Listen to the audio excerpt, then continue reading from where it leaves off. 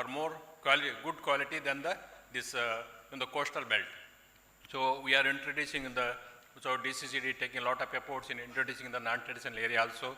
You take the example in Madhya Pradesh also, even Balaghat, even Betul and Siuni and all that, we are also promoting in bigger way. In Gujarat also, Dang district and Vapi, Valsad, we are also promoting. So innovative development strategies, quality planting material. So we are also doing the big mistake. Many development departments, they are only concentrating in only one variety. So I can tell you the example, there are about every year 75 to 80 lakhs plants are produced in the entire country. If you take the percentage, Vengurla pore stand first.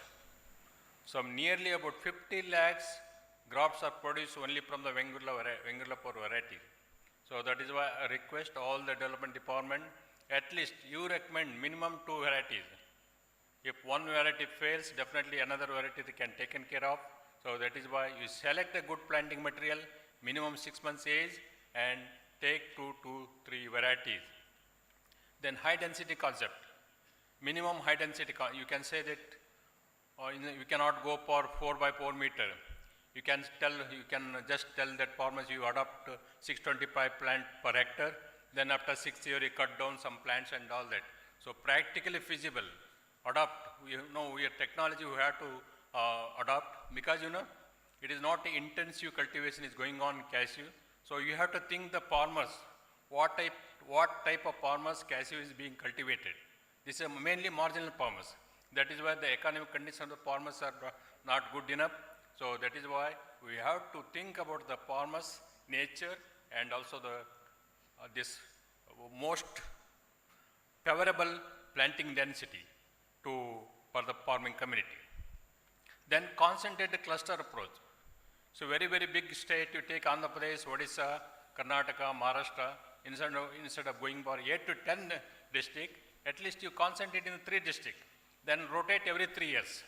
So definitely we can have a very, good development instead of getting only, if you are promoting 10 districts, so rather than getting 50 to 40% success rate, definitely if you are adopting only 3 districts, definitely you can go for 80 to 90%. Then nodal officer for each state. So at headquarter, because cashew, definitely it is a future crop, considering so many weather parameters and all that, climatic parameters. So definitely it is a future crop, I can say. So that is, we have to, all the state development have to give the priority. We have a nodal officer, then he can monitor. Then pre-planting training, distribution and right time. So it is not happening actually. So they are procuring the planting material, dumping somewhere, giving in the month of August, giving in the month of November and all that. So you should decide. So farmers, all the development departments except Tamil Nadu, Andhra Pradesh, you give the planting material before July 31st. And planting should be taken before August 15th. We have to decide the date. So what I experienced, if the planting is done after August 15th, so mortality is too high. So that is, we have to decide the time, and you have to procure and distribute the planting material at right time, then only you will get a good success. Then state level corporations. There are about 7 state level corporations are there. The total area is about 1.42 lakh hectare, where the production is productivity is only 150 to 200 kg per hectare. I can tell you it is a national waste, but our Odisha State Cashew Development Corporation is doing a best job. They are earning nearly about 30 to 32 crores per year than any other corporations. So that is why corporation, they have to think and they have to adopt the technologies available for getting the better yield. So, and also earlier, there was some initiatives to give to the private industries, and Reliance also this came forward in the state of Odisha, but because of the so many, bottleneck, so it is not got through. So that is why whatever the area is there, at least 10,000 hectares in each corporation. Karnataka is also there, 25,000 hectare, and this Odisha OSD is also they are having is 26,000 hectare. At least give 10,000 hectare to private industries. So definitely you can harvest better than just keeping the big land under their control. Then initiated to introduce millet as a intercrop, because millet is now, it is everybody's heart. So millet is very much possible to introduce in the at least 8 to 10 years. We also scientists can think of introducing the millets as a intercrop with cashew. So these are the other things already explained. So this is all about the cashew. Another things, the 2-3 things I just forgot to tell. So there are two villains in the cashew sector, production and productivity. Since almost I worked about merely about 31 years in the cashew sector and 26 years in the directorate. There are two villains. This is also mainly responsible, cashew stem and root borer and tea mosquito. So we got some definitely research, have a technologies, a control measures to control tea mosquito, but CSRB, it is a big zero. Kindly scientist, kindly, if any mistake is there, kindly pardon me. So this is the reality. So you have to think very seriously about CSRB. Otherwise, we have to establish another directorate to take care of CSRB. And another dwarf varieties, high density concept. We can blindly just adopt, you take this variety, go for high density and all that.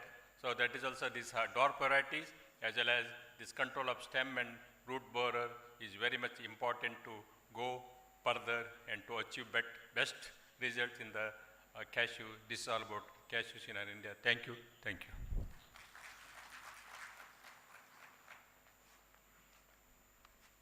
Thank you, sir. Next, presenting the global cashew scenario and India's prospects, may I invite Sri Hari Nair. Sri Hari Nair, President, Western India Cashew Corporation, Chairman, Global Cashew Council, ex-Chairman, CEPCI.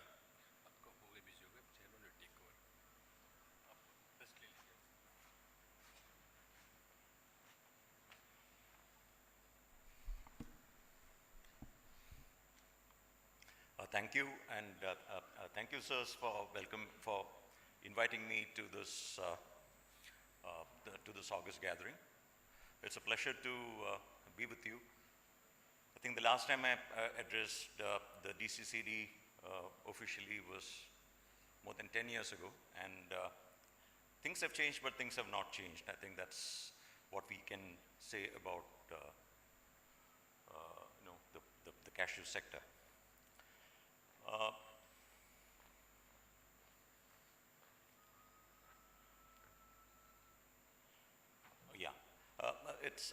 I just wanted to introduce something about our company. I mean, we are now 90 years in the industry. I am 31 years in the cashew industry.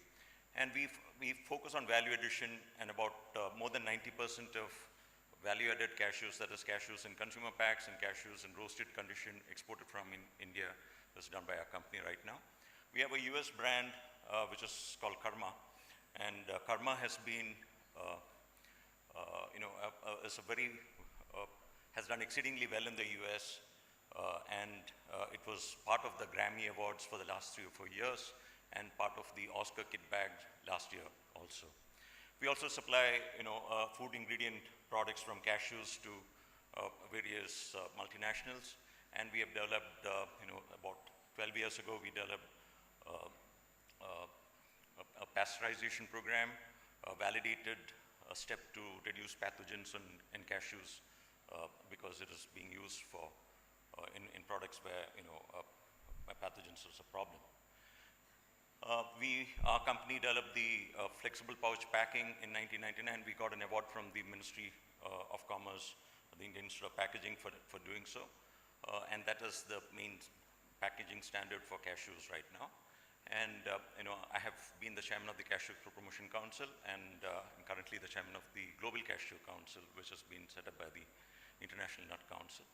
And I was involved in setting the UNEC, that's the UN standard for cashews at the United Nations in Geneva, when I was the vice chairman of the Cashew Promotion Council.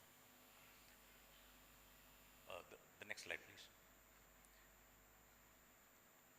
I'm sorry, it's not, yeah. So see, no, the previous one, there's one before this.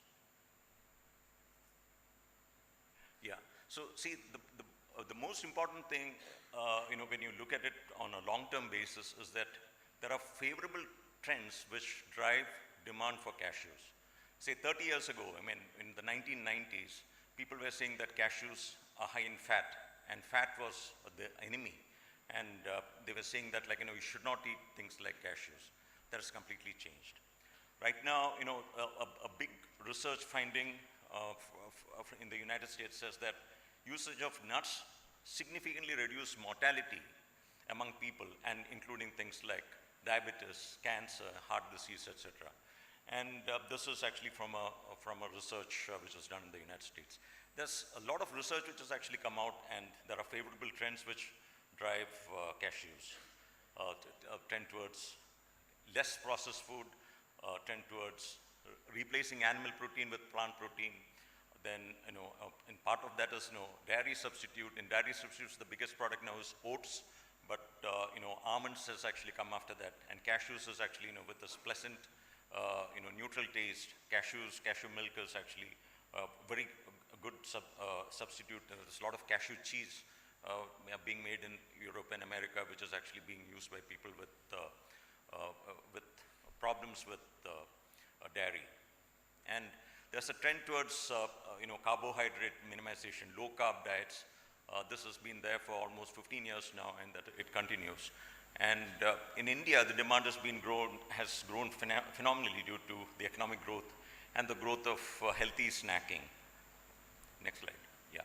And when you look at it, the world cashew crop has grown very fast. It has been growing at more than 6%, and in the last 5 years, the growth has actually accelerated. And the acceleration has actually come from a country called Cambodia. Cambodia, planted cashew. The Vietnamese government planted cashews in Cambodia, along with the industry about 6 years ago. 2015, 16 is when they started, and the yield started coming in last year. And the world industry did not know about this, right? That this has actually started happening. So that's why the last 2 years you see a sudden increase, in the world cashew production.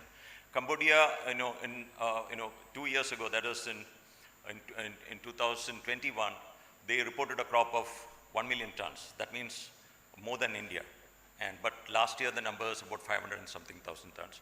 I think there's some issues in the numbers there, because in the middle of COVID, the numbers were probably not correct. But I would estimate that this year, in 2023, Cambodia will overtake India in the production of cashews, and India will be pushed down to number 3 from number 1 a few years ago. The next slide, please. Yeah, so this is, about the different countries and the growth which has actually happened in these countries. I already talked about Cambodia, where it has gone in the last 10 years from 40,000 tons to 670,000 tons. And then you have Cote d'Ivoire or Ivory Coast. So every 5 years, there's about 350,000 tons, which is half the Indian crop. That is the addition in Ivory Coast every 5 years. So, West Africa has done exceedingly well in this. And West Africa, there's a lot of, not only government, I mean, there's money which is coming from developmental institutions, from Europe and America there. I understand that last year there was something like 800, last 5 years, there's been, 10 million euros a year which has been invested in these countries, which is a substantial sum. It's about, in current exchange rate, it is about 900 crores, which has been invested in those places. So, from the government side, I would say that, we need to be able to match that type of budgets to be able to, to do this. And as I said, there are favorable trends for a product like cashews, and this is something that, that our country needs to be able to make use of. Go to the next slide, please. Yeah. So this is the global cashew consumption and crop in kernel terms. I've used a conversion factor which is slightly different from what other people have used. What I've done is tried to match it in 2013 based on what is the amount of product which is, the estimate of the stock at the end of the year. So when you look at it, I think the global consumption is actually, lagged from 2017 onwards. But in the last 2 years, 2017 there was a spike in prices which caused consumption fall. But what has also happened is that there's excess production which has come up in the last 2 years, and particularly from Cambodia, which the industry did not know about. And I think that has also caused this type of imbalance. Go to the next slide, please. Yeah.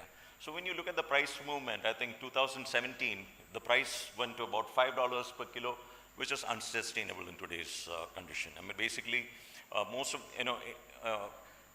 pricing, high prices plus high growth is very difficult to manage in any product worldwide. So this is something which happened, I think the price rise in the previous 2 years happened because of vast amount of speculation and, new large companies getting into the raw cashew trading business. Unfortunately, that caused the prices to, and hoarding actually, that caused the prices to go up, and the effect of that has actually been seen here. But we'll see that like in India, which is slightly isolated in the cashew kernel side, raw cashews are imported here, but the market itself is, is more sustainable because all the products, it is used not just as a snack. Cashews are used in cooking in the households also. So the pricing has been stable in the last 2 years in India compared to the international market. The next slide, please. Yeah. So when you look at consumption here, you'll see that India has actually become is far ahead of every other country. When I started business, the Indian consumption was half of American consumption. Now less than half of American consumption. Now it is like almost double of the US consumption, which is the second largest market. If you see from 2018 onwards, there's been a fall in, in consumption in all the other markets. Europe has grown, but last year there was a fall. If you look at last year, there's a fall in almost every country other than India. And, this is not normal. And I think this has happened because of issues of COVID. In Europe, there is this war which is going on between Ukraine, the Ukraine-Russian war, which has actually caused issues, and this fear of further recession, which is happening there, etc. And, there's also been, during the last 2 years, COVID is not just a question of people sitting at home. There was problems of transportation, containers were not available, transportation costs went up 4 or 5 times, etc. So a whole lot of problems which happened, which is, what they call like a black swan type of an event, which, I don't think is going to repeat. So going forward, this is going to change. The other countries, the consumption is going to grow, and it'll probably come back to the same, in the same trajectory as what it was before COVID happened. Next slide. Yeah. So kernel exports from various countries. This is Vietnam has actually dominated here. And Vietnam, since 2019, their growth has been phenomenal, and this because all of Cambodian crop goes into Vietnam.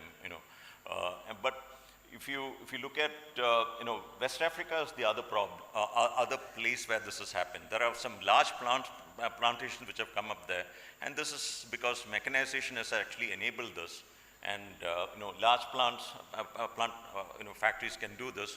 And what's Burma cashews, which is Burma kernels, which is cashews which have been shelled but not peeled. In fact, when you look at the processing of cashews, shelling actually uses less labor compared to peeling and the grading which is done after that.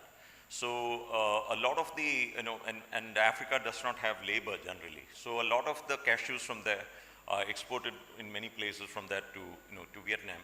A little came into India, into Andhra Pradesh earlier, but the government of India banned it. So now it has gone to Vietnam. So you'll see that, the orange color there, which is actually a significant increase which has happened in West Africa. Next slide. So, general analysis of what I've been talking about. One is that the world crop has been growing. The second is that the Ivory Coast grew 2.5 times in 10 years. and it's the number one, and it is still growing, but the pace of growth has fallen, but it is on a large base. So it's about 3.5 million ton,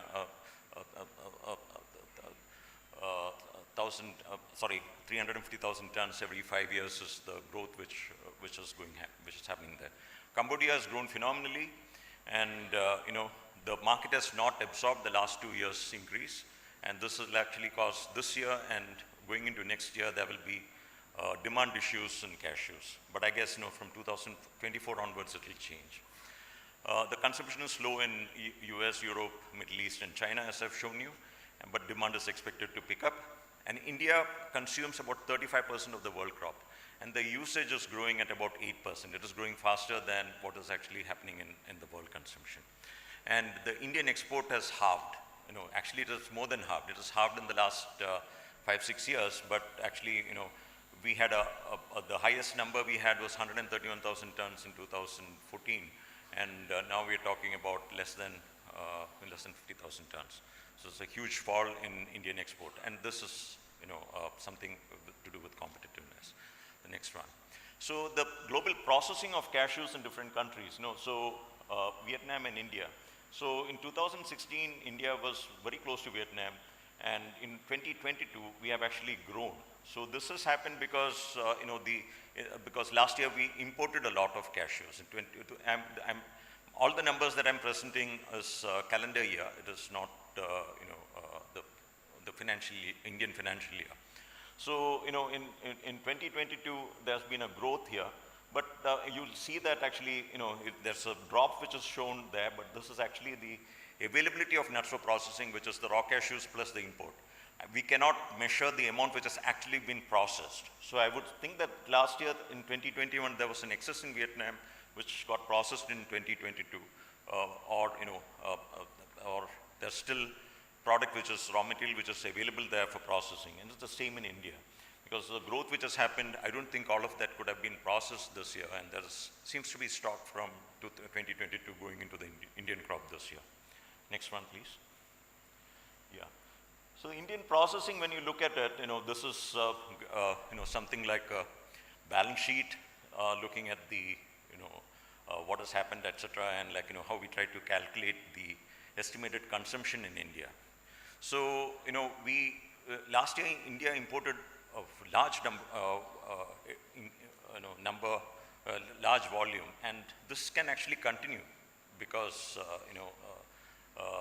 in the next few years also this may continue. And there's a high stock of unprocessed cashews, and the exports fell phenomenally in the last many years. Forward, please.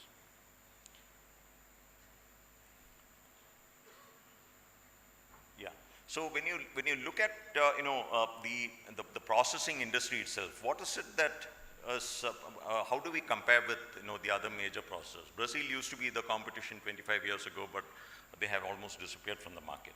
So Vietnam has got large plants, some large plants which do about 100 to 200 metric tons per day, and the traditional factory here does about 4 to 10 tons per day, and even semi-automated can do, most of the semi-automated factories, large factories, which we call it large factories, they're doing about 10 to 25 tons per day. So the large when you have really large factories, a lot more can be achieved in terms of usage of conveyors, reducing manpower in many places, usage of byproducts, and you get larger volumes of byproducts, so you'll be able to make something from that rather than sell it at a low price, etc. The byproducts here involve cashew husk, cashew shell, and cashews with defects on it like this, spotted cashews and all that. So when you look at Africa, they have multilateral support to the processors, tax benefits, etc. And they have a benefit of a low transportation cost of raw cashews. Raw cashews, the weight is about 4 times, more than 4.5 to 5 times the weight of the cashew itself, and that is transported from Africa to here. So when they're doing it there, they have a natural benefit of avoiding the raw cashew transportation. So India really requires that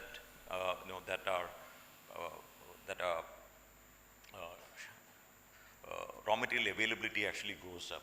Plus, what we also need is that we need these large factories to come up. There's a PLI scheme which has been announced by the government. You know, our company, for example, we applied for it, but you know, we were rejected at the last level, saying that you know, cashews is not included in this program. So you know, these are things which I think the government of India should look at if we can keep up the preeminence of India. Go to the next step, please. Yeah. So when you look at the raw cashew production analysis from India, the Indian yield has not increased much in the last 15 years. And you know, the Vietnam and Cambodia, you know, Vietnam have put 1,500 tons, 500 kilos per hectare. You know, Mr. Hubli was talking about 2,000, more than 2 tons. And you know, it's obviously, you know, I think in different provinces in Vietnam they have different outputs, etc. But you know, what we need is that the Indian farmer earns less. You know, the average, I mean, even if it is 1 ton, you know, for the farmer, or 1.5 tons, it is only 1.5 lakh rupees per hectare, which is actually a low number in India currently. And you know, we need to be able to take this up significantly. And if it is 2 tons per hectare, then they're getting more than 2 lakhs, you know, it's 100 rupees per kilo. It's very easy number to multiply. So, you know, what is the number that we need? And that is the way I think we should be able to take it forward. I'm very happy that, you know, the conference is concentrating on productivity, and productivity is something that we need to do. I mean, there's a whole lot of issues here in terms of, you know, pest resistance, in terms of the number of years before the first yield, the regular yield which the trees can give later, and you know, resistance to different climatic changes, you know, timing of rain, etc., etc. A whole lot of things. I'm speaking because, you know, I have actually you know, gone to the almond board in California and gone to the pistachio and almond plantations in various countries, and these are close to cashews because they are also nut products. And you know, some of the problems which they talk about at conferences that I go to, I'm sure that many of that are also there in the cashew sector here. And you know, there can be a lot that can be learned from some of the other nut industries which can actually be taken into the Indian, you know, cashew, you know, plantation sector. And I think we should do this. You know, the DCCD should involve and work with these institutions in overseas countries, go to some of those places, compare, you know, practices, and try and see what is it that we can get from them and bring that here. Next one, please. Yeah. So the conclusion is that, like, you know, the world production and consumption is growing, and it is backed by favorable trends. So long term, that we have a good future. The Indian crop is stagnant, and yield can be substantially increased, and we have to actually make this happen. It is not for me, it is not for the processing industry, it's for the farmer itself. So, you know, all of us, finally, you know, there are 2 sides that we work for. We work for the farmer who's growing the product, and finally we work, we work for the consumer who's consuming the cashews. These are the 2 most important parts of any value chain, and the farmer is very, very important. So, you know, and we expect that the current price situation will reverse next year. And India lags in processing, but, you know, we are very, very close to it, and, you know, we should overtake. And Indian quality is appreciated globally, and there is headroom for significant growth in exports also if we want to take to work on it. Next slide. So thank you, and it's been wonderful to address you. Thank you very much for inviting me again. Thank you.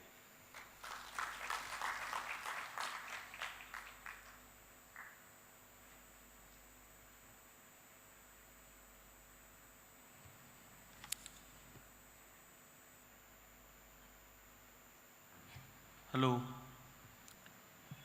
May I invite Dr. J.D. Adiga, Director ICR, Director of Cashew Research, Puttur.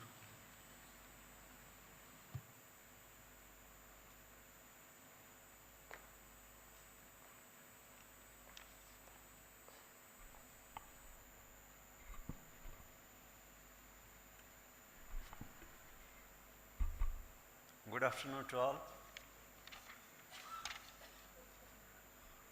I will be speaking about innovative production technologies to enhance production and processing of cashew. As the previous speakers spoke about issues related to production and low productivity, it's first of all, we are considering cashew as a low yielding crop. What we are not considering is the apple yield. The apple yield is nearly 10 times that of nut yield. If nut yield is 1 ton per hectare, apple yield will be around 9 tons per hectare. Totally, it will be 10 tons per hectare. But apple is going as waste. We are not giving due credit to cashew apple. That is one issue. But however, our challenge is to increase the production of nut and as well as the productivity with respect to the raw nut yield. So we see, for several years we have been telling old and senile plantations, they are contributing to 35% of the area. But actually their contribution to productivity or production is hardly 12 to 15%, not more than that. And as Dr. Hubali said, lack of maintenance after 3 years. We usually give the subsidy assistance for 3 years. And what we have seen is that after the 3 years, as Dr. Hubali said, there will be a substantial reduction in the plant population because they don't bother to maintain cashew. Why they don't bother to maintain cashew?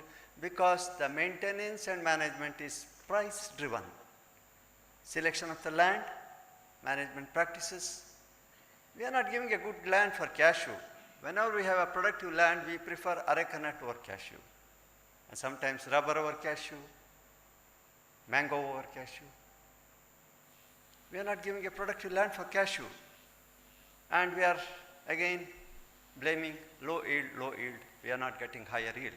When the land is not productive, so we can, if you compare India versus Vietnam, what is the difference?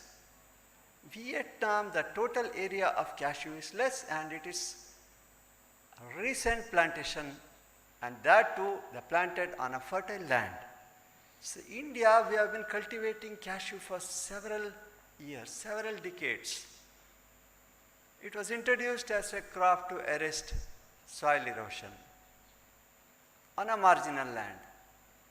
So if we have a stretch of land, wherever the land is not accessible for human movement or where other crops cannot be cultivated, we grow for cashew.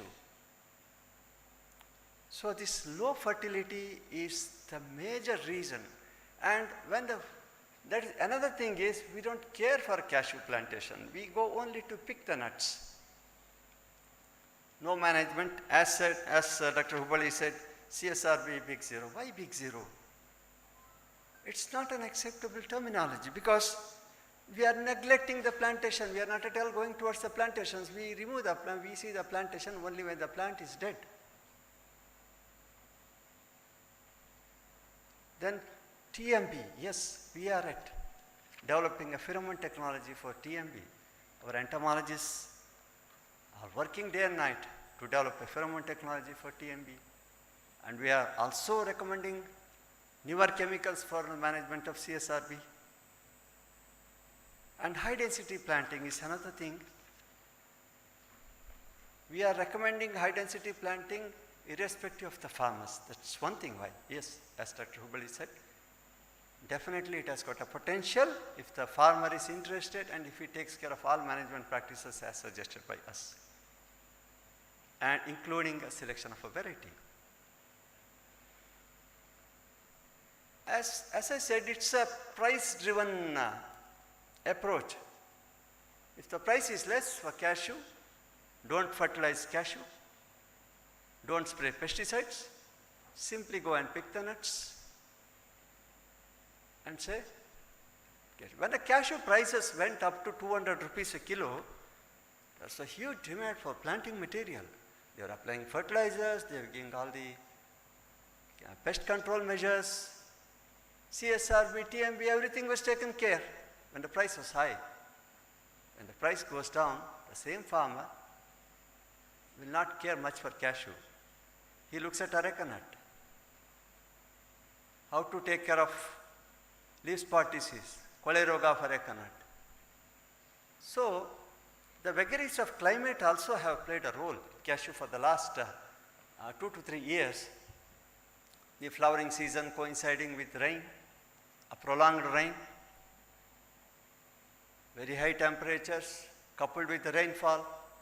So there are many issues, and so however we have very good technologies to address the issue of low productivity in cashew, and I will highlight some of them. First let's start with some of the varieties. Recently we have released Netra Jumbo 1 cashew. It's a very precocious jumbo nut hybrid of cashew with a uniformity in nut size of around 12 grams, 11 to 12 grams, highly uniform, up to 90% uniformity, more than 90% uniformity in nut size, which is very important. And it weighs about 6 nuts per cluster. And added advantage of this hybrid is like it saves on labor. Just with 70 nuts, one can realize 1 kilo of cashew, whereas in other medium nut size cashew varieties, we need to pick up 150 nuts to realize a kg of raw nut. So labor saving, higher nut size, and also the higher nut yield makes this a very potential hybrid for farmers to cultivate in the coming years. Next please. The Bhaskar is a very popular cashew variety in the coastal districts of Karnataka and Kerala, and you can compare when you compare the size, it's almost double that of Bhaskar, both with respect to apple size as well as the nut size and nut weight. Next one please. Next please. So Netra Ganga was released from again DCR Puttur. It's a very precocious hybrid. It's very well suited for wider spacing. And then high density, you need a lot of management practices to be intervened for realizing higher yield, but for wider density, it performs really well. Netra Vaman is another thing, is a dwarf cashew. Commercially may not be that feasible, but if you are cultivating on a homestead garden, you can go for this. With a lesser space, you can accommodate more number of plants without much interventions of pruning and training. Next one please. BPP 10 and 11, they are very popular in Andhra Pradesh. Then Jagannath and Balbhadra from OUAT Orissa, they are also popular varieties these days. They are also very excellent varieties and very good nut quality. Next. Vengula 9 can be cultivated both for apple as well as nuts. It's a very good variety. Then Balbhadra, as I told. Next one please. This is a recently released variety approved for release at the recently held annual general body meeting, annual group meeting of scientists of ASRP cashew. The special feature of this JGM 282 is that it is highly responsive to pruning.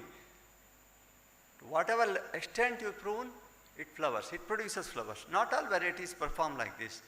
When you prune a cashew variety severely, some of the varieties, they remain vegetative. They do not produce flowers, whereas this JGM 282 has a unique feature of high cluster bearing feature as well as highly responsive to pruning, and you can fit this into high density planting system.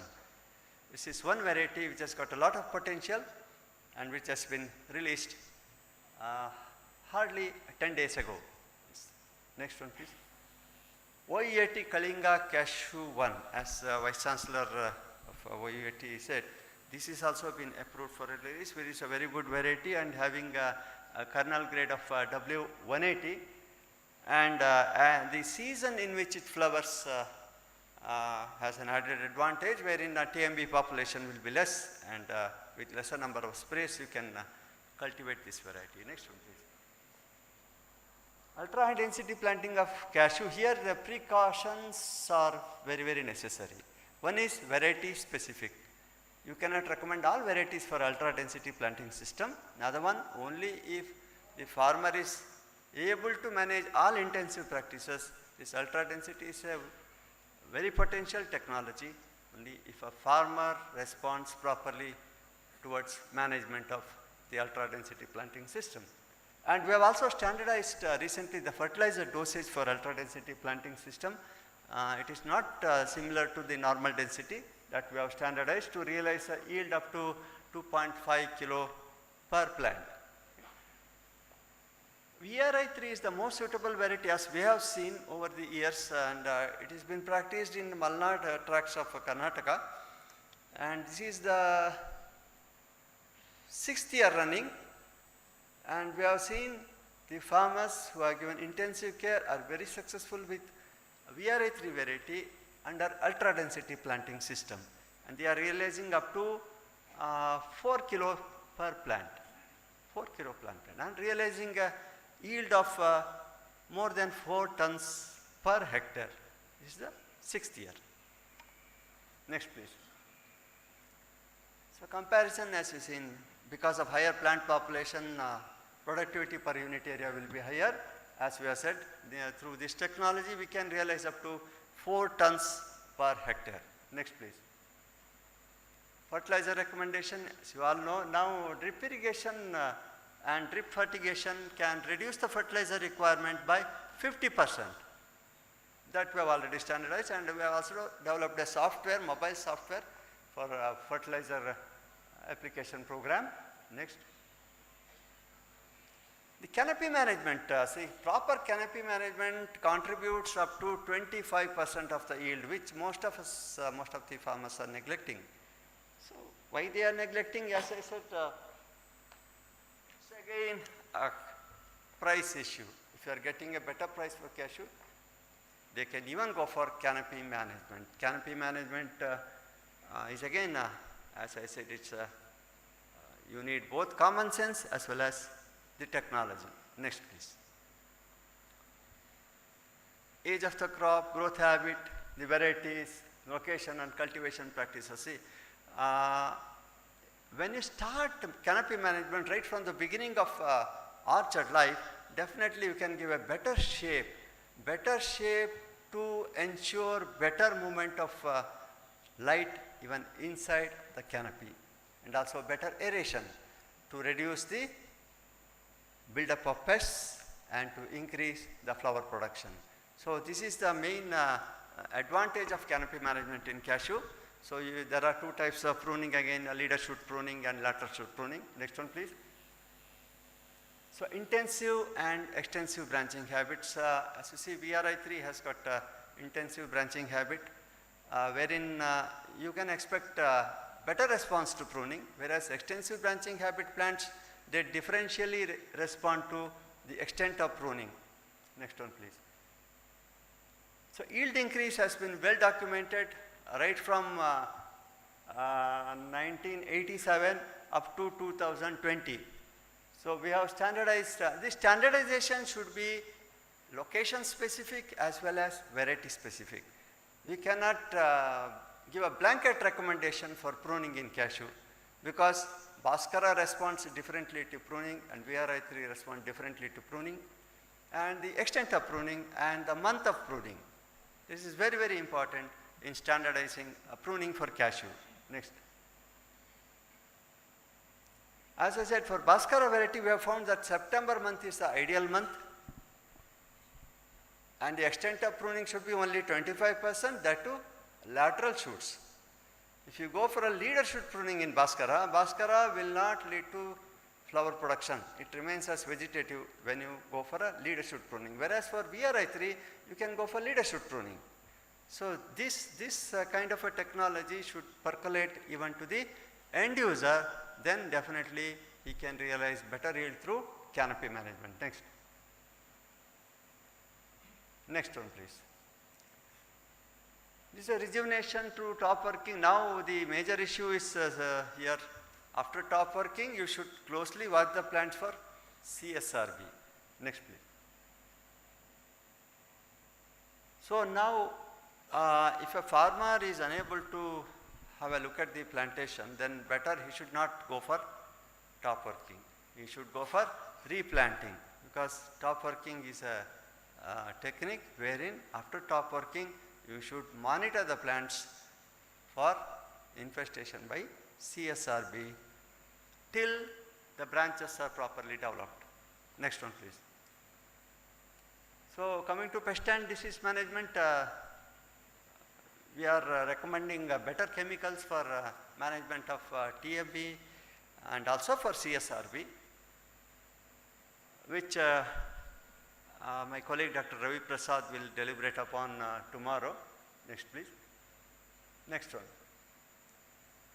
Mechanization in harvesting. See, cashew cultivation, the cost of cultivation, 40% of the cost of cultivation goes for harvesting.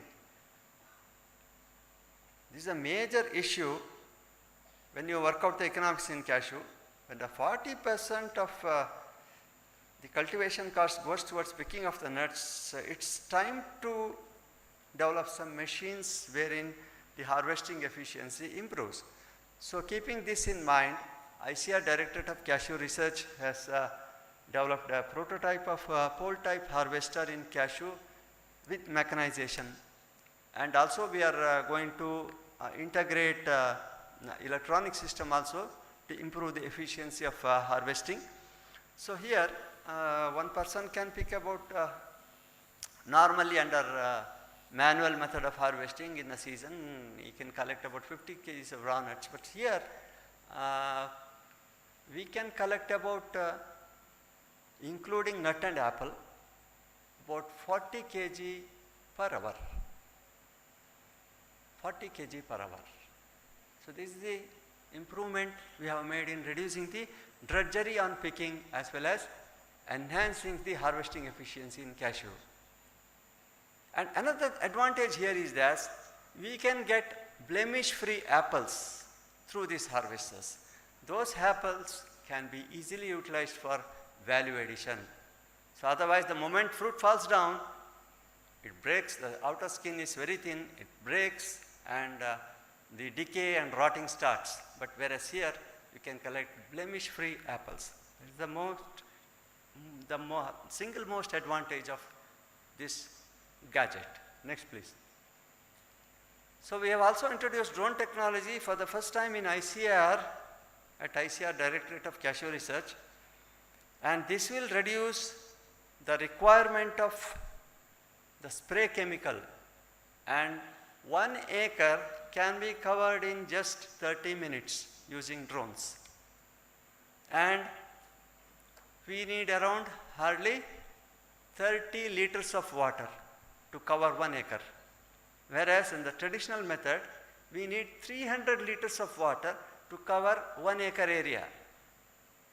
This is the advantage of drone. And saving of time, just 30 minutes is enough. Whereas under traditional methods, we need around 3 hours with 2 laborers. So we are now standardizing the concentration of the chemical based on the droplet count, and the research is going on.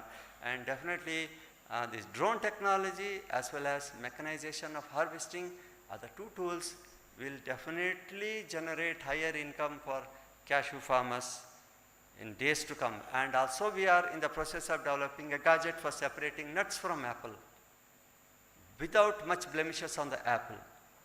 So that will shortly come within a span of 2 to 3 years. And through these technological interventions, we are definitely aiming at improving the production, productivity, and also we are saving energy in the cashew cultivation. Next, processing and value addition. We have developed technologies and also some of the technologies are ready for commercialization, and they are also commercialized, couple of them, utilizing cashew apples as well as cashew apple pomaces for developing value-added products. And we are also offering trainings. We have Agri Incubation Center wherein both for nut and apple processing, any incubators are most welcome. They can stay at Puttur for 3 days, learn the other techniques, and we will also give a DPR on how to establish farm scale or maybe a large scale processing plant on cashew nut as well as apple utilization. Next. And we have also developed mobile apps. Cashew India is a very popular app which is funded by MIDH, as Dr. Hubali knows very well. And it has reached nook and corners of the country, even the overseas also. So many foreigners have viewed the mobile app, and they are getting information of this mobile app Cashew India.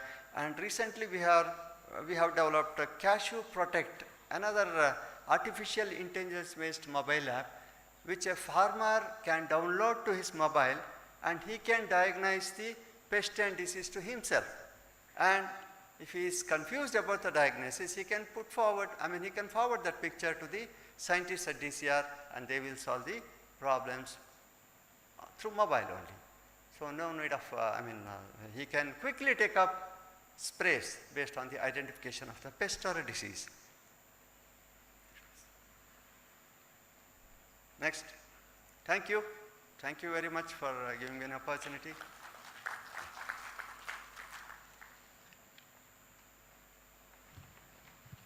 Next speaker is Dr. P.K. Panda, AICFN Cashew.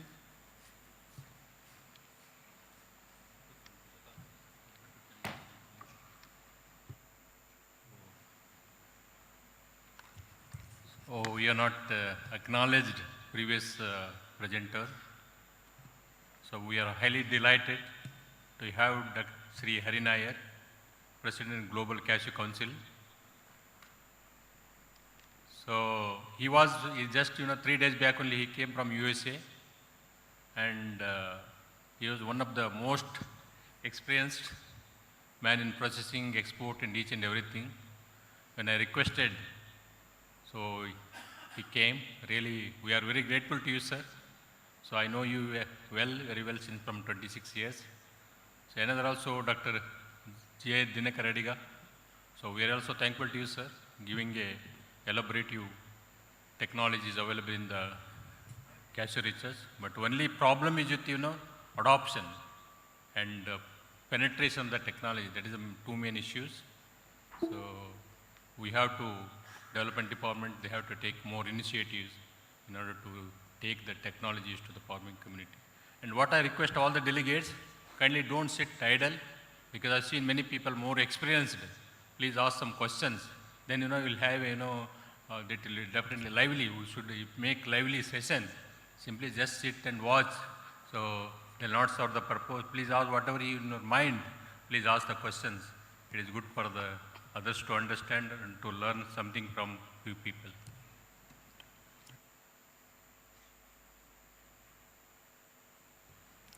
Now Dr. P.K. Panda. So, good afternoon to all of you, respected chairman, members, director DCCT, delegates, farmers and processors throughout India. I will speak about this importance of quality planting materials in production and productivity of cashew. As you are talking that how to increase the production productivity, and there is one proverb that as you sow or plant, as you reap. So, whatever the production or productivity we are discussing, main thing is how to go for the quality planting materials. Next. So as per this year already we have discussed that it is not our crop, it is introduced from Brazil, and now it is one of the important crop and also emerged as a major foreign exchange earning crop of this, and now it is one of the nuts in the world and ranked first. Among the different nuts what we are using, that is cashew is one of the important things. Next. Then as per this year cashew growing states we are considering, mostly it is confined to this year west coast and east coast region, and some of the non-traditional areas like your Jharkhand, then West Bengal, Gujarat, and now it is also gaining momentum about this year northeastern states. Next. And as per this year cashew, it is now growing about the 19 states throughout the coastal and east coast regions. And if you just analyze that data, then past 21 years, that cashew production has increased about threefold. That is 2.85 lakh metric tons to now it is 7.51 lakh metric tons of raw nuts, and with a area of about 11.83 lakh hectares, and the productivity as you compare with other countries, it is low, that is 760 kg per hectare. And one of the important third thing, this in Cashew industry, most of the small and marginal farmers, they are living particularly in the coastal belt, they are depending upon the Cashew for their livelihood. Next. And if you go for this your Cashew industry, nearly about 2 lakhs worker, and most of them are 90% of the workers, they are women, and they are directly involved in the Cashew processing factories, and which are mostly concentrated in your Kerala, Andhra Pradesh, Maharashtra, etc. And if you calculate then about 2 million people, they are involved directly or indirectly in the Cashew cultivations, processing and the marketing. And out of that, 70% of the Cashew area is under this category, that is your marginal small farmer. So, we just conclude that Cashew is one of the important role, particularly for this development of the small and these marginal farmers. Next.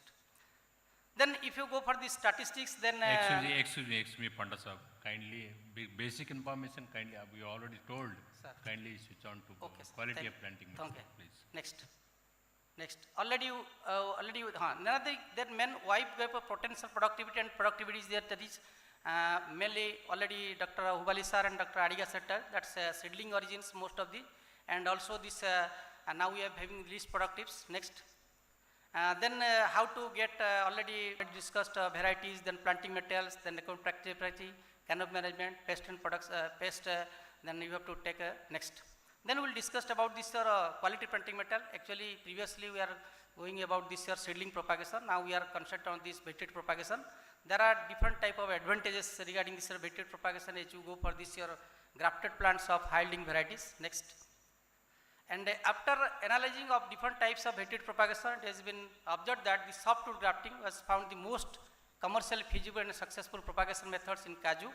And next. And if you go for this variety, when you go for the quality planting material, if you select this Sion from a good variety, that must be a compact canopy, more number, because you know that there are two types for main and hermaphrodite flower, and we have to consider on the more number of bisexual flower.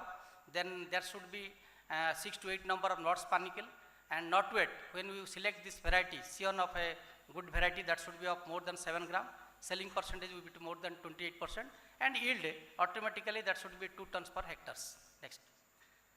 Then these are the different varieties recommended for different region. As Dr. Hubali sir told, always we have to consider not a single variety. As in Odisha, the V4 is the dominant factor, but we have to consider on 2 to 3 varieties, so that it can be accommodated with different situations like a pest or climate change, etc. So when we go for the plantation, at least we should consider on 2 to 3 good high yielding varieties. Next.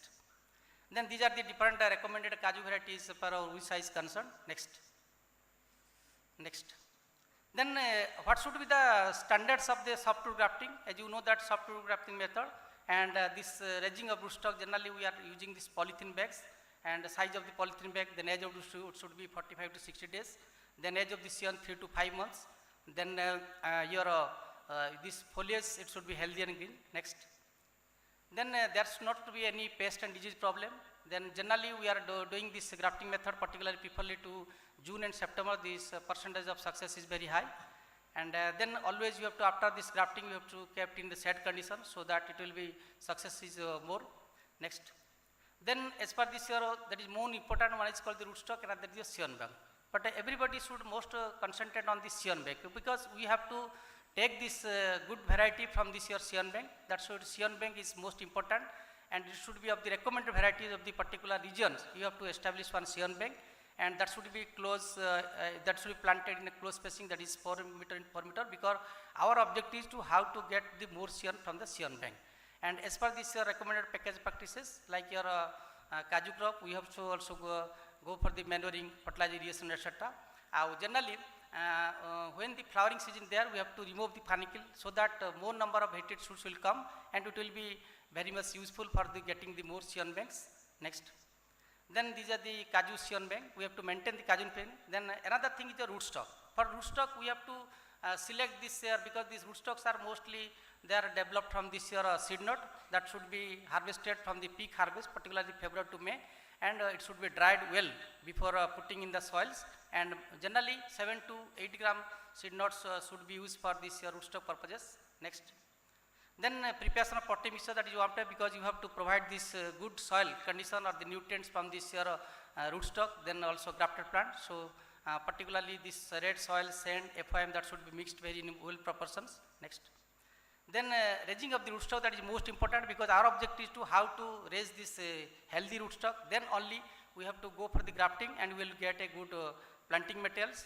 So generally we are using this 25 into 15 centimeter size polythene bags, 32 folds, because in order to remove the excess drain water. Then you have to fill this with this pot mixture. Then seed nodes. Sometimes this freshly harvested seed node, they are immediately germinated, but if you delay, then there should be at least you have to 12 to 20 hours you have to soaked in the water, so that there will be very good germinations. Next. Then at the time of the sowing, the soil should be moist and loosened, and you have to go for the constant watering should be done regularly and it will take about 15 to 20 days to take germination, and it will be delay.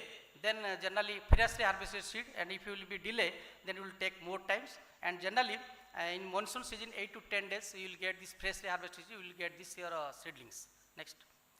Then generally there are so many problems, mainly damping of or it's germinate not there, such we should have the different type of plant protection measures, and the seedlings will be ready for grafting, that is 45 to 60 days. Next.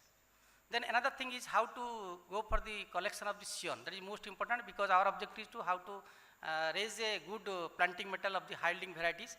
That should be, you have to go for the procuring of the scion is most important, and then you have to take the selection of this your scion seed, that is most important, and just 8 to 10 days before you have to just go for the procuring. Next. And this is a collection of scion, and you have to just in the early morning you have to collect this your scion seed of the scion sticks of the high yielding varieties. Next. Then these are the grafting process. Grafting knife also should be disinfected, because there may be chance of spread of the different types of diseases through this your knife, etc. Next. Then these are the different process already we have known, because most of the nurserymen they are doing. Next. Then graft next. So these are the grafts that is immediately after the grafting you have to kept in set condition, and after 2 weeks you have to polycaps should be removed, and you just observe 3 to 4 weeks 7 to 80% graft success will be there, and then grafts will be ready for planting within 5 to 6 months. Next. Then these are the some of the view of this your grafted good quality grafts. Next. So management is most important, because not only you have to go for the grafting, but management is important. So you have to go, because if there will be any shortage of water or any other micronutrient deficiency may occur, or so you have to access water, then particularly during the rainy season, so you have to take the precautions, and then you have to shift the grafts from one place to the another every 2 to 3 months, so that should not be any striking of roots in the soils. And partial shade mostly during the summer season we have to given. Then you have to take in also this different type of precautions in order to escape this planting material from different types of thrips or any other minor pest, etc. And sometimes first year also you observe that there will be, as it is a vegetative shoots, then there may be some of the flower panicles may come, you have to remove that, because our objective is to how to raise this good planting material. Next. Then what should be that is most important, because when you are purchasing the graft from the different nursery or any source, it should at least you should know what are the different type. Minimum age that must be 6 months, and height of the graft should be 30 to 45 centimeter, and that should be, there must be some 5 to 7 functional leaves. And the graft joint, that is most important, because nowadays we are observing that at the top portion also we are going to the grafting, but it should be 15 to 20 centimeter from the collar region. It should be healthy, and it should be free from any type of disease and pest. Polythene bag, when you just transport from one nursery to this field, the polythene bag should be intact, because when you are observing that some of the farmers, they just when you remove the polythene and they put in the soil, what happens that after some days there may be wilting of the plant takes place, but it should be contact. And another thing is that below the graft point there should not be any sprouts will come, otherwise it will be take the characters of the rootstocks. So these are the some of the characteristics of a quality graft when you purchase or any other collect some you should be taken into considerations. Next. Then these are some of the minor problem you have observed because of the some of the micronutrient deficiency, etc., and some of the minor pest and diseases. Next.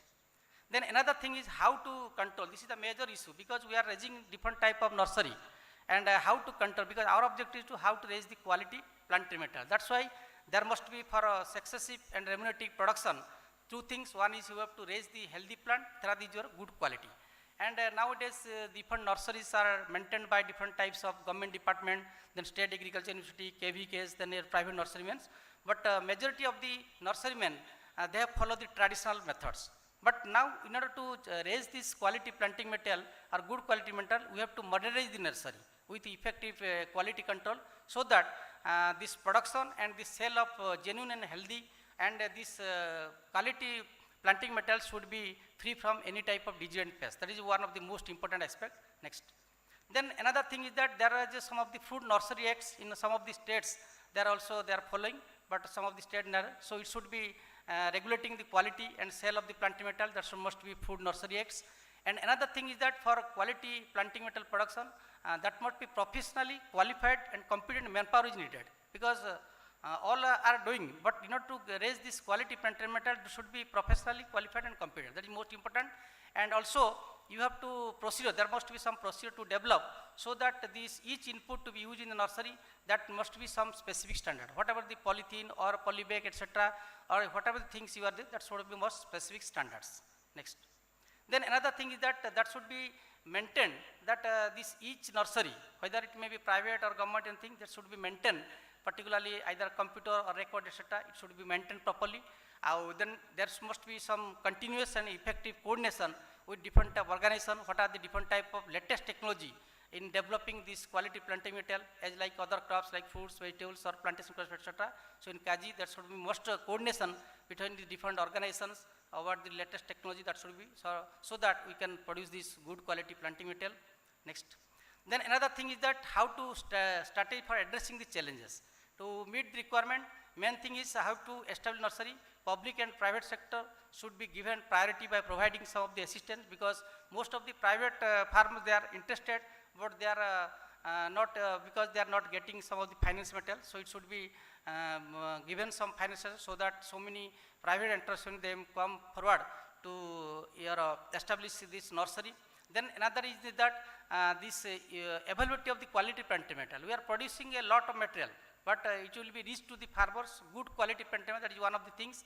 Another thing is we have to go for now, because of the main problem of this labor problem, we have to mechanize, so that we can produce this good with a cheap rate. Another thing is that, then another thing is that farmers, they how to achieve the higher rate, then seedling varieties, how to replace them, then quality planting material, so should be trained in such a way, so that our objective of to produce the quality material will be much. Next. Then another thing is to additional area. Under we are taking at that, in order to increase the production productivity, we have to expansion of area, that is most important. Then we have to go for the rejuvenation program. We have to senile plantation, whatever the existing, we have to rejuvenate, so that we can increase the productivity of that plant. And we have to take some assistance by the different government department or agriculture or government of India, so that new nurseries should be established, as well as the public as well as the private sector. And because there is a huge demand of the planting material, now our Odisha State Kaju Corporation is producing about more than 30 lakhs per year. So in this way, every state should give more importance, so that how to raise this good quality planting material, not only in other crop but also in Kaju, because there is a expansion area, so you have to supply the good planting material, then only our achievement of this production and productivity can be success. Next. Then nursery management, that should be standardized, because disease management, that is most important, because sometimes as like your other crops, from one nursery to another nursery, that disease may transmit, so you have to take into consideration that thing. And the other thing is mainly mother banks, mother or seed bank. So in order to produce this good quality material, every nursery should have, there is sufficient of high-yielding varieties as a seed bank. Then only we can get the good seed sticks, and we will produce this good quality planting material of high-yielding varieties. Next. Then another thing is that now we are discussing about this here high density planting or ultra high density planting. So that's why we have to standardize the different type of dwarfing rootstock, so that if you go for the grafting process with the dwarfing rootstock, then only we can accommodate that in high density planting on your close spacing. That's why we have to more concern on the dwarfing rootstocks. Then another thing is that we have to the farmers, particularly planting material for the farmers, there must be one plan is required so that there be maintained timely making available of the desired propagating material to the farmers well in advance, so that the farmers actually there are one of the farmers are not getting the planting at the right time. So late planting means there is survivability percentage less. So we have to ensure that the planting should be done at the right time. Then only because most of the farmers they grow the cashew in a rainfed condition. So we have to provide the farmers with at the right time. Then only most of the plants can be survived. Next. Then last thing is that mainly in order to increase this year production and productivity, one is thing we have to choose this high yielding cultivator variety. Then we have to think the better management practices. That is two things. And the main thing is that how to desired level of production and productivity we can increase, and that is not only we have to increase the production and productivity, but good quality of raw nuts can also be supplied to the processing industry, so that our objective of increasing in productivity and good quality this year kernel can be obtained by the different processing industry. So that's why as you show soil drip, so we have to more concentrate on the quality plant material along with the different type of management practices. Thank you.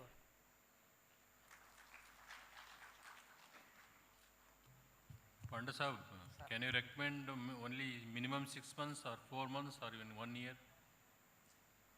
So Because generally, one of the I've seen, in some of the research organizations which are propagating the plants in large quantity, there is a huge rush on procuring the planting material at the age of 4 months. So what is your?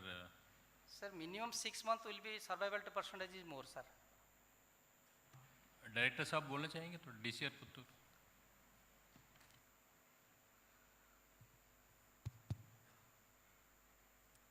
We recommend 5 to 6 month old plants, because before that, if you give at a 3rd month or less than 4 months, the mortality rate will be higher, because the union will not be fully complete by that time.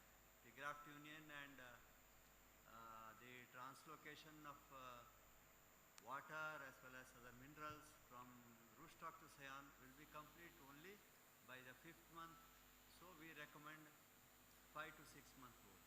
So we cannot rush. If you rush and supply 3-month-old cashew grafts, we have seen many plants getting died in the main field.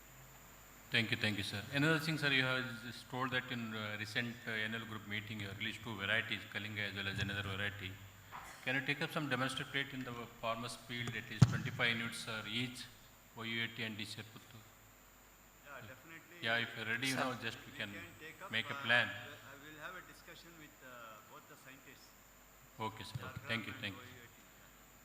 Wonderful presentation, Dr. Panda Sahab. Sir, Thank you very much. Thank you, sir. Thank you, sir. बोलिए, कुछ बोलिए. As we are coming towards close of this technical session 1, I must express my thanks and obligations to the Directorate of Cashew and Cocoa Development for giving me this opportunity to be here to chair this session. As my responsibility, I must thank the 4 speakers, Dr. Hubuli, Dr. Nair, Dr. Adiga and Dr. Panda. 4 speakers, they could complete their presentations within stipulated time, that is around 1 hour and 45 minutes. This session started at 12:30, though it was to start at 11:30 to 1:30. It started 12:30, but it is going to close before 2 o'clock. That seems all are presented very precisely.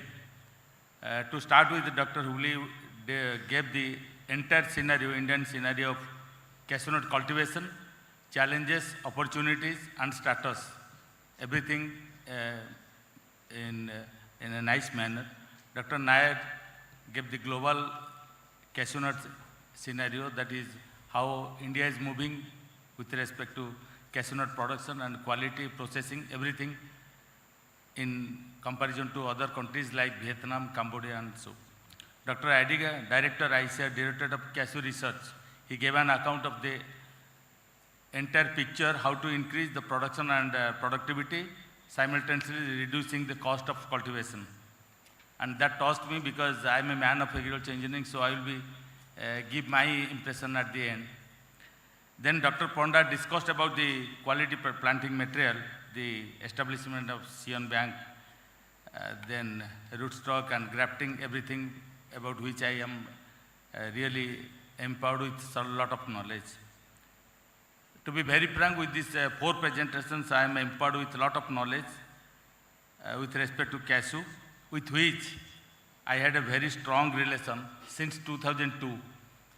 My teachers are sitting over in front of me, Dr. Prabhu Lenka sir, Kailash sir, and my friend Ramanath Mahapatra, and scientist from ASRP Cashew. I'm really delighted and I'm excited to tell you that in 2002, I started my PhD research work in Bidhan Chandra Krishi Vishwavidyalaya, West Bengal, where I had the job for development and evaluation of a cashew nut seller. And I was just thinking what to do, how to, then I sought for a lot of reviews, and then I started working. Lenka sir was very much supportive to me, that he was telling that through our process, this project, you do any machine, we'll support you, just do anything. So I went on trying, there was 3 years time, and by blessings of God, I applied for the patent of that cashew nut seller, and I got the patent in 2008 after I came back to UT. So that was my one of the most memorable moment of my lifetime. So with cashew nut, now today what we are discussing since morning, I was writing my first sentence in the thesis that India is the largest producer, processor and exporter, and also importer of cashew nut. So that, and Dr. Hubli was telling that that sentence also, I was the first sentence of my presentation. It is a rich man's crop and poor man's crop, but rich man's fruit. And it is king of nuts. Those are still, I remember those days from 2002 to 2005. Again, I got a chance to be here among you. And whatever regarding this mechanism, what Dr. Ediger discussed, I'm really very much happy to share my feelings that just last year, during just maybe in November, December, I had conducted some demonstrations in the district Ganjam, where there were cashew nut plantations are there, and in between that millet planting was there. I was trying to, right now I am developing a small machine, a bullock done 4-row seedle for sowing, line sowing of millets, and I have applied design patent for that. We are going to commercialize that, and I was having the demonstration. When I asked the farmer to prepare a piece of land for the demonstration, he told, sir, we have plots, but cashew nuts have been planted. What to do? Then he started plowing in between that, and we started the demonstration. I still remember that was very nice. The demonstration was very nice. So what we are discussing already, that is in the field, this intercropping of millets, because this year is International Year of Millets. The state government is taking a lot of steps through Department of Agriculture and Farmers Empowerment. Chief Minister is running this flagship project, the Odisha Millet Mission. So this intercropping of millet in cashew nut, this will go a long way.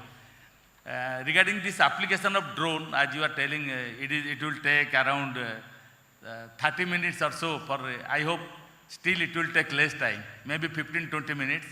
And this requirement of liquid and pesticide will be very less, and it can be mapped, so it will be very, very high tech. Hopefully this will work very nicely, this technology. And some of the technology, there are gaps, like harvesting, as you are telling. I hope there are some technology regarding this, we tell is some berries to clamp that plant and sucking to get this nuts. I don't know that will be applicable to cashew nut also, but we are not working on that aspect, in fact.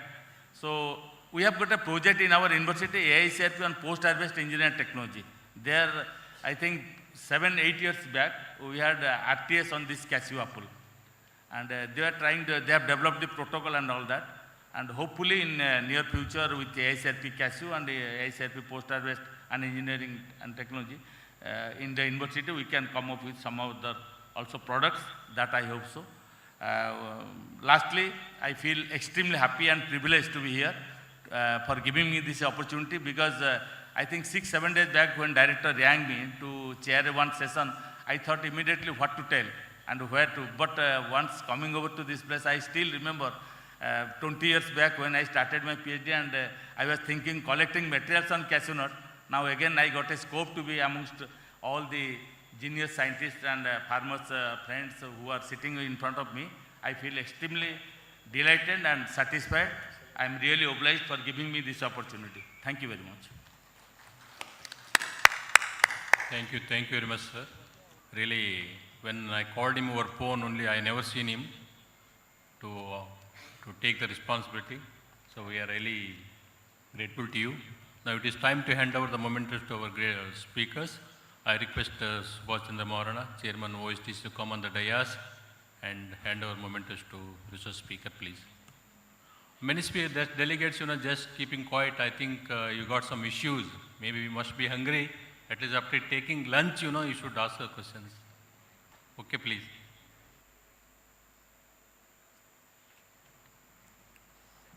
First speaker, Sri Hari Nair.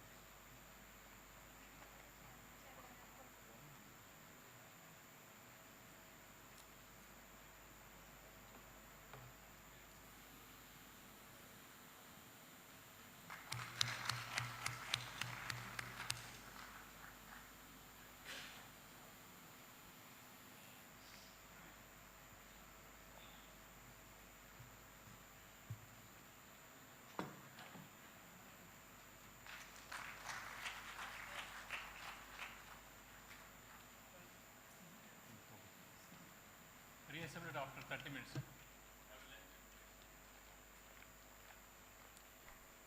So that's what we had for the technical session. Number 1, may I request all delegates participants to join for lunch in the first floor, and in the ground floor, may I request our dignitaries, scientists, resource persons, VIPs to join for lunch. We'll be back after lunch for the second technical session. Participants, delegates to join for lunch in the first floor, and in the ground floor, scientists, resource persons, VIPs are requested to join for lunch. We'll be back for the technical session 2 after lunch, soon after lunch. Thank you.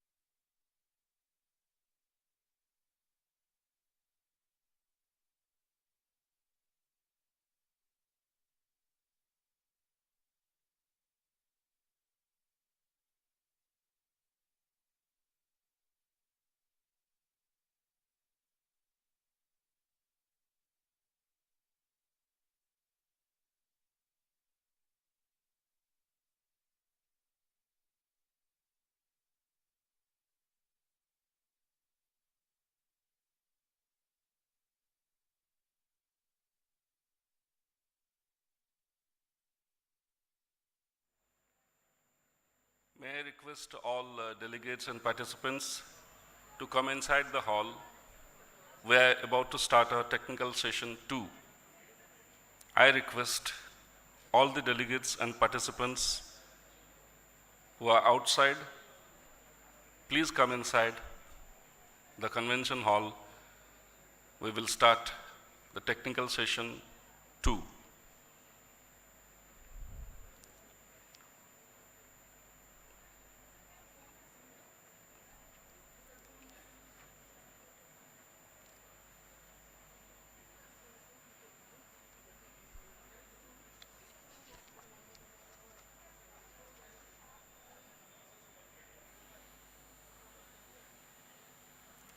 Participants who are outside the hall are requested to come inside.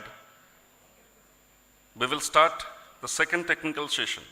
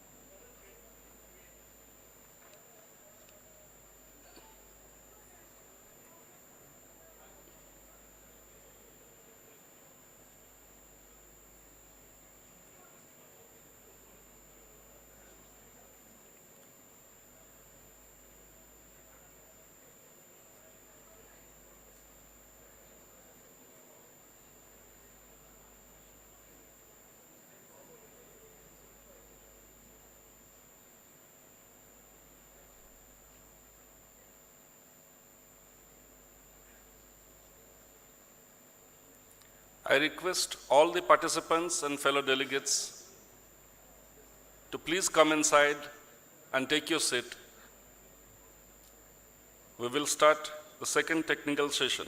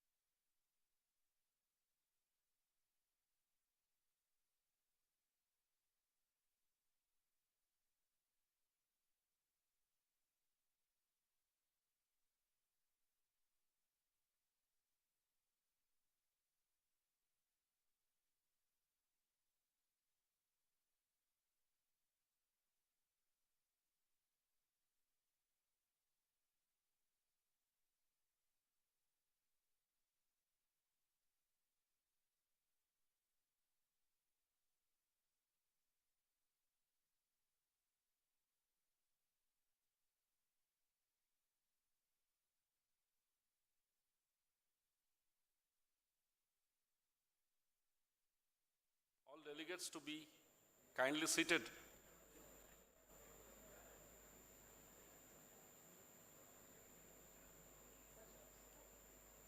I repeat, all my fellow delegates and participants who are outside the convention hall are requested to come inside and be seated.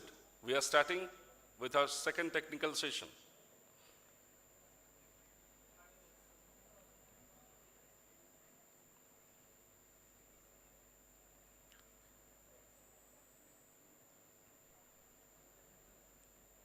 To chair the second technical session,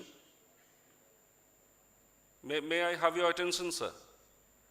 May I have your attention, sir? To chair the second technical session, I invite Dr. H.K. Patra, Dean College of Agriculture, OUAT, to kindly chair this session.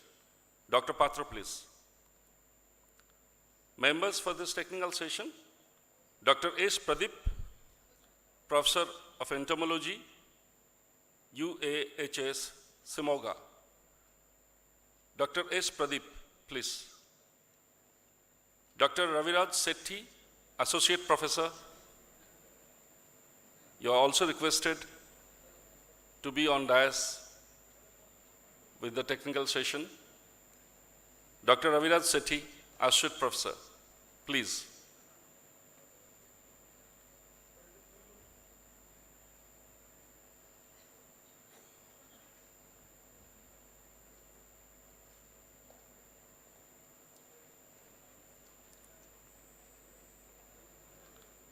I request the resource persons to be ready with their presentations. Now I request Dr. H.K. Patra, Chairman, to kindly take over. Dr. Patra, sir.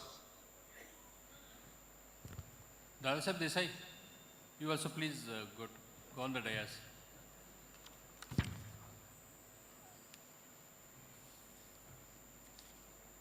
Distinguished delegates of the National Conference on Cashew, and the theme ENCASHING Technological Innovations for Production and Productivity of Cashew, jointly organized by Directorate of Cashew Nut and Cocoa Development, Government of India, Ministry of Agriculture and Farmers Welfare, Cochin, and Odisha State Cashew Development Corporation Limited, Government of Odisha, Bhubaneswar.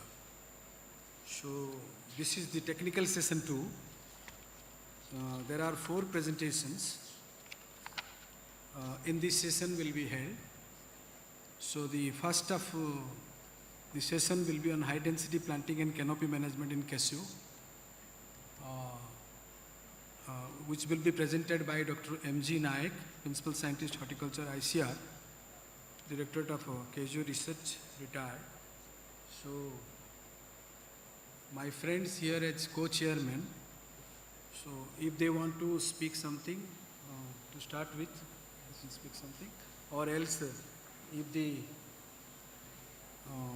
speaker is ready, sir, Dr. Naik? Yes, Okay. May I now welcome you to have your presentation. thank you, sir.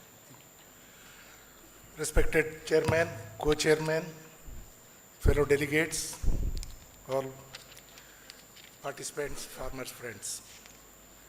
The topic allotted to me is high density planting and canopy management in cashew.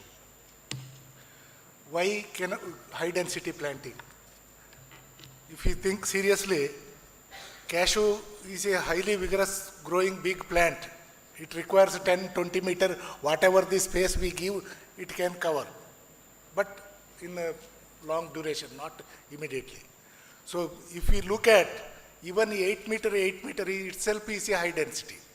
After about 10 to 15 years, if we see, if you don't manage the canopy properly, even 8 meter spacing will be a high density. So this is the real fact. So right from 2 meter, 3 meter, 4 meter or 6 meter, whatever it may be, it will be high density only. So now which is the best for what kind of this one, which variety we have to select, all those things we have to think. Now first of all, why high density we have to go? See, now we are looking for last 5-6 years. Cashew price, raw cashew nut price is almost stable.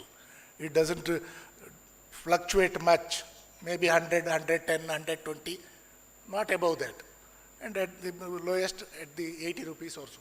So farmers cannot expect much higher price very big profit from unit land. It is well known. So even in future also, in the near future, it may not increase. So this is the situation, and farmers are almost removing cashew and going for some other crop. In many regions, for example, in West Coast, they are going for arecanut. In some of the regions, they are going for rubber crop. So they are removing cashew. This is the fate of cashew. So now what best can be done to save cashew? That is, we have to see. We have to see from the angle that how to increase the production. Per unit area, how best we can increase the production. So the option is the high density. So we can already, in the morning presentation, somebody told up to 4 tons it is possible. It is even more than 4 tons, up to 5 tons people have gone. Of course, all the people cannot be educated in that, but at least those who are interested, those who can put effort, they can achieve. Up to 4 tons, it is not very difficult per unit area. When you can produce 4 tons in 1 acre or 1 hectare, why do you want to grow for 50 acres, 100 acres? Go for few acres, 5 acres or 10 acres. You can produce of 50 acres in 5 acres. So that way we have to plan.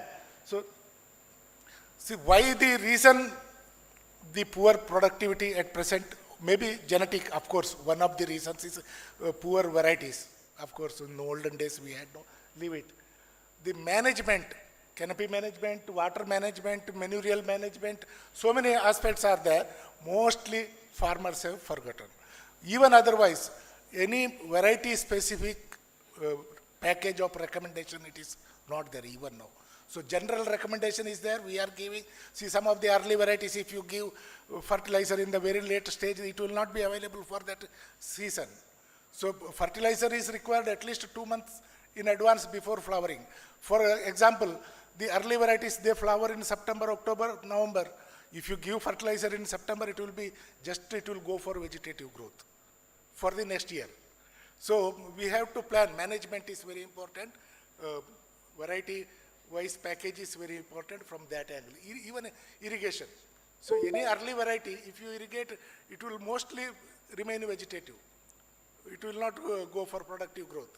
So we have to plan when to irrigate, which variety, so variety wise package is that way important. Of course, pest and disease, it is naturally it is there. Can I have next slide? See for high density, next.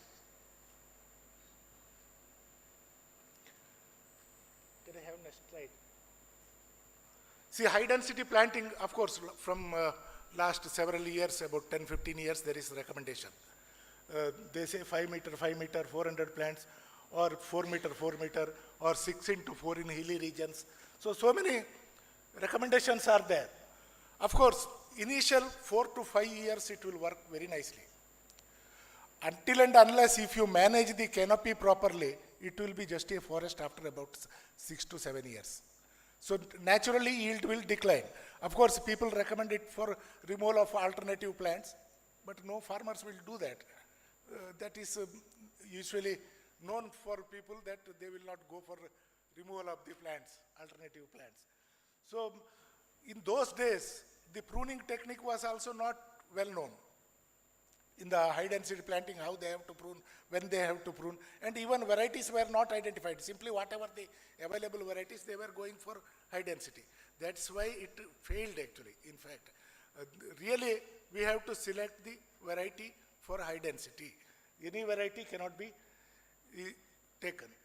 Why high density? I am telling early benefits. In high density, the prime most important objective is the early benefits. Say we cannot wait for 4 or 5 years for a tree to start yielding. Very early, first year, second year, if you take crop, that itself is the biggest advantage. I will show you in the later slides.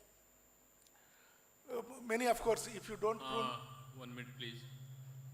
Dr. Emjanaik sir, you have written no pruning technique had been standardized, no suitable varieties have been screened. Any mistake or?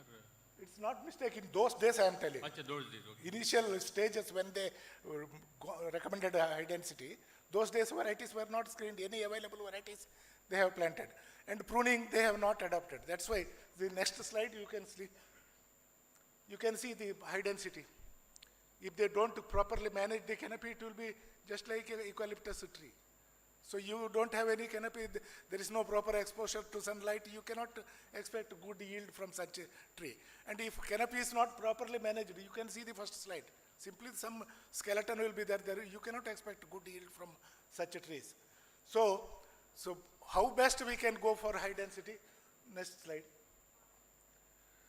Pruning, of course, all these things I am not telling, but principles of pruning is important. In many crops, people without knowing these things, they simply prune or without prune.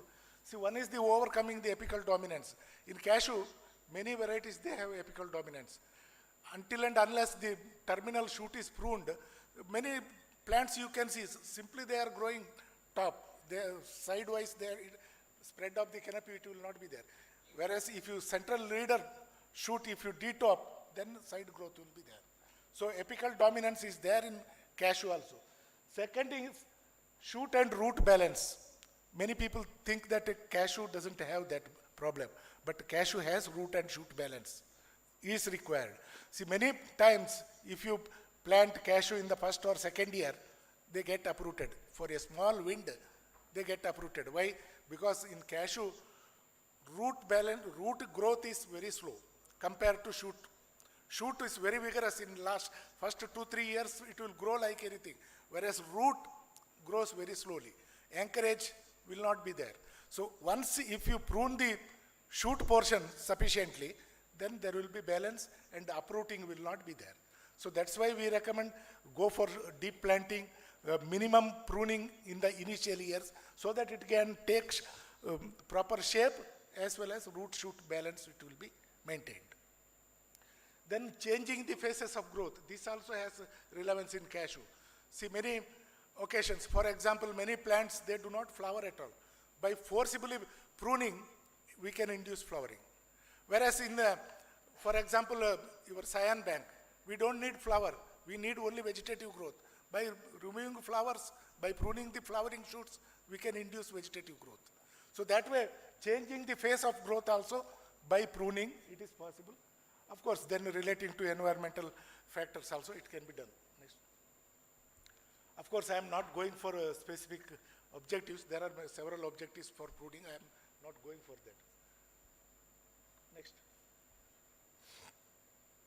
Now, minimum requirement for high density is a dwarf type or a dwarfing rootstock or a chemical which can induce dwarfing or pruning and training.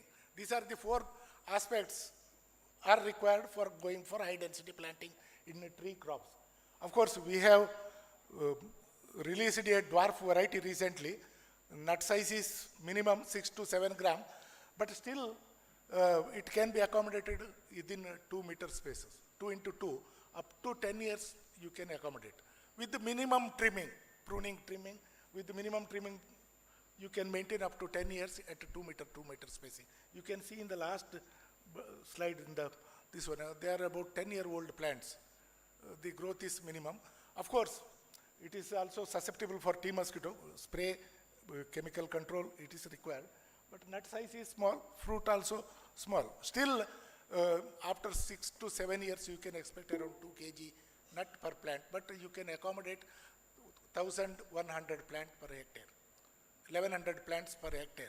Even if you get 2 kg, it will be almost 4 tons. Next slide. That is early. That is early and long duration. It goes up to somewhere November, September, October, November, it starts flowering. It can go up to April. Long duration we can say. Early but long duration. So next, this one hybrid 130, already we have laid out in many places, ultra high density with this 2.5 meter. This is a highly precocious variety. First year itself, in the nursery itself, it flowers and fruits. And it responds very well for pruning. Nut size is also quite good, but highly susceptible for tea mosquito. Without proper management, tea mosquito management, it is difficult. If you manage, it is excellent material for ultra high density, whatever may be. And here your kernel grade is 110 to 130. That range we get. Such a big 13 gram nut weight and highly precocious variety. You can see the nursery itself with flowers and fruits. In the first year itself, you can harvest the crop.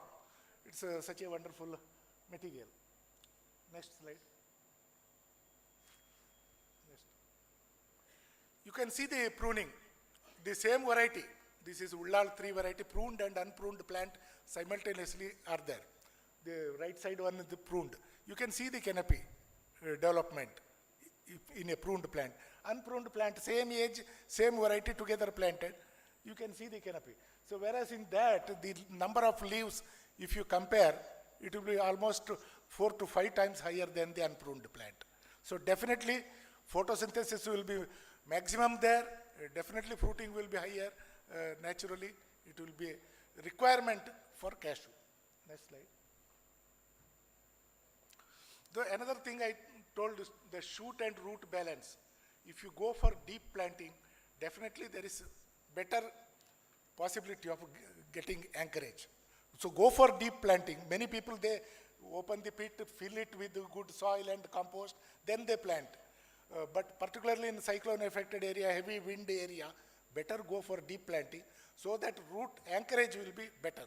And not only that, roots will not be exposed on the surface so that it can prevent stem borer damage through roots. So both advantages are there. We have planted and it was successful, and the initial stage itself you can make some pruning, this training. All side shoots, if you remove in the initial stage, the growth will be straight. So within 3 months, this much growth you can get, then you tip off the terminal bud. Next. You can see, within 2 years, you will get like this. If you leave the central stem, it will try to grow. So that is apical dominance, what I said. If you leave this terminal shoot, it will go on growing. Side growth will not be there. Whereas in the second one, I removed the terminal shoot. So the side growth and proper canopy development. Dr. M. G. Naik, please go to previous slide.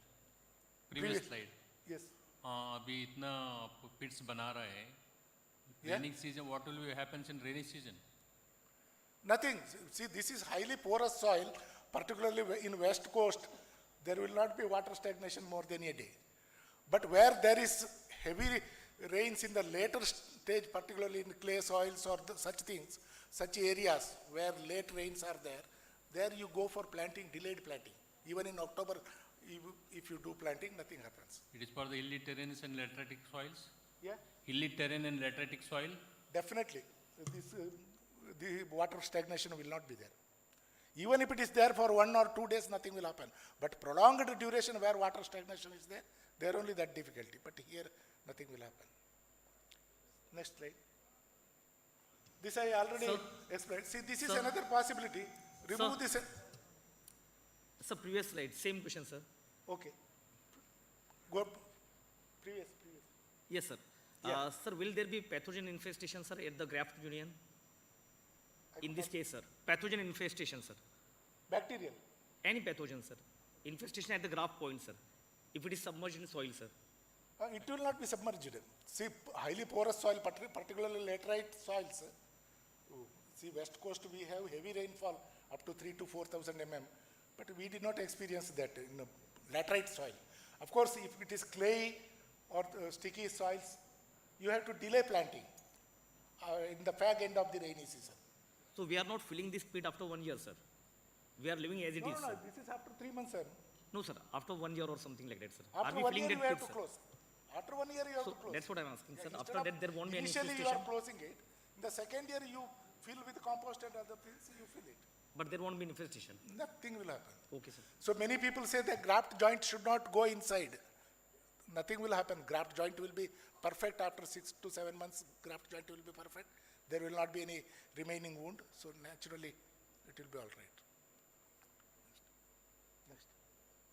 See, this is the waste system they call, or this one, open space. the central leader at the lower side itself, it has to be removed. So that side growth will be there. So here there is a scope from both inside and outside, there is a scope for flowering. The canopy will have 4 surfaces. So there is a scope for flowering inside, outside, throughout the canopy. This is also a good system, but in the wider spaced plants, this will be good, not very closely planted plants. Next. So this is the 2.5 meter ultra high density I had initiated. So about 10 years it has given very good yield, up to 2 kg, 3 kg per plant. That is 1,100 plants.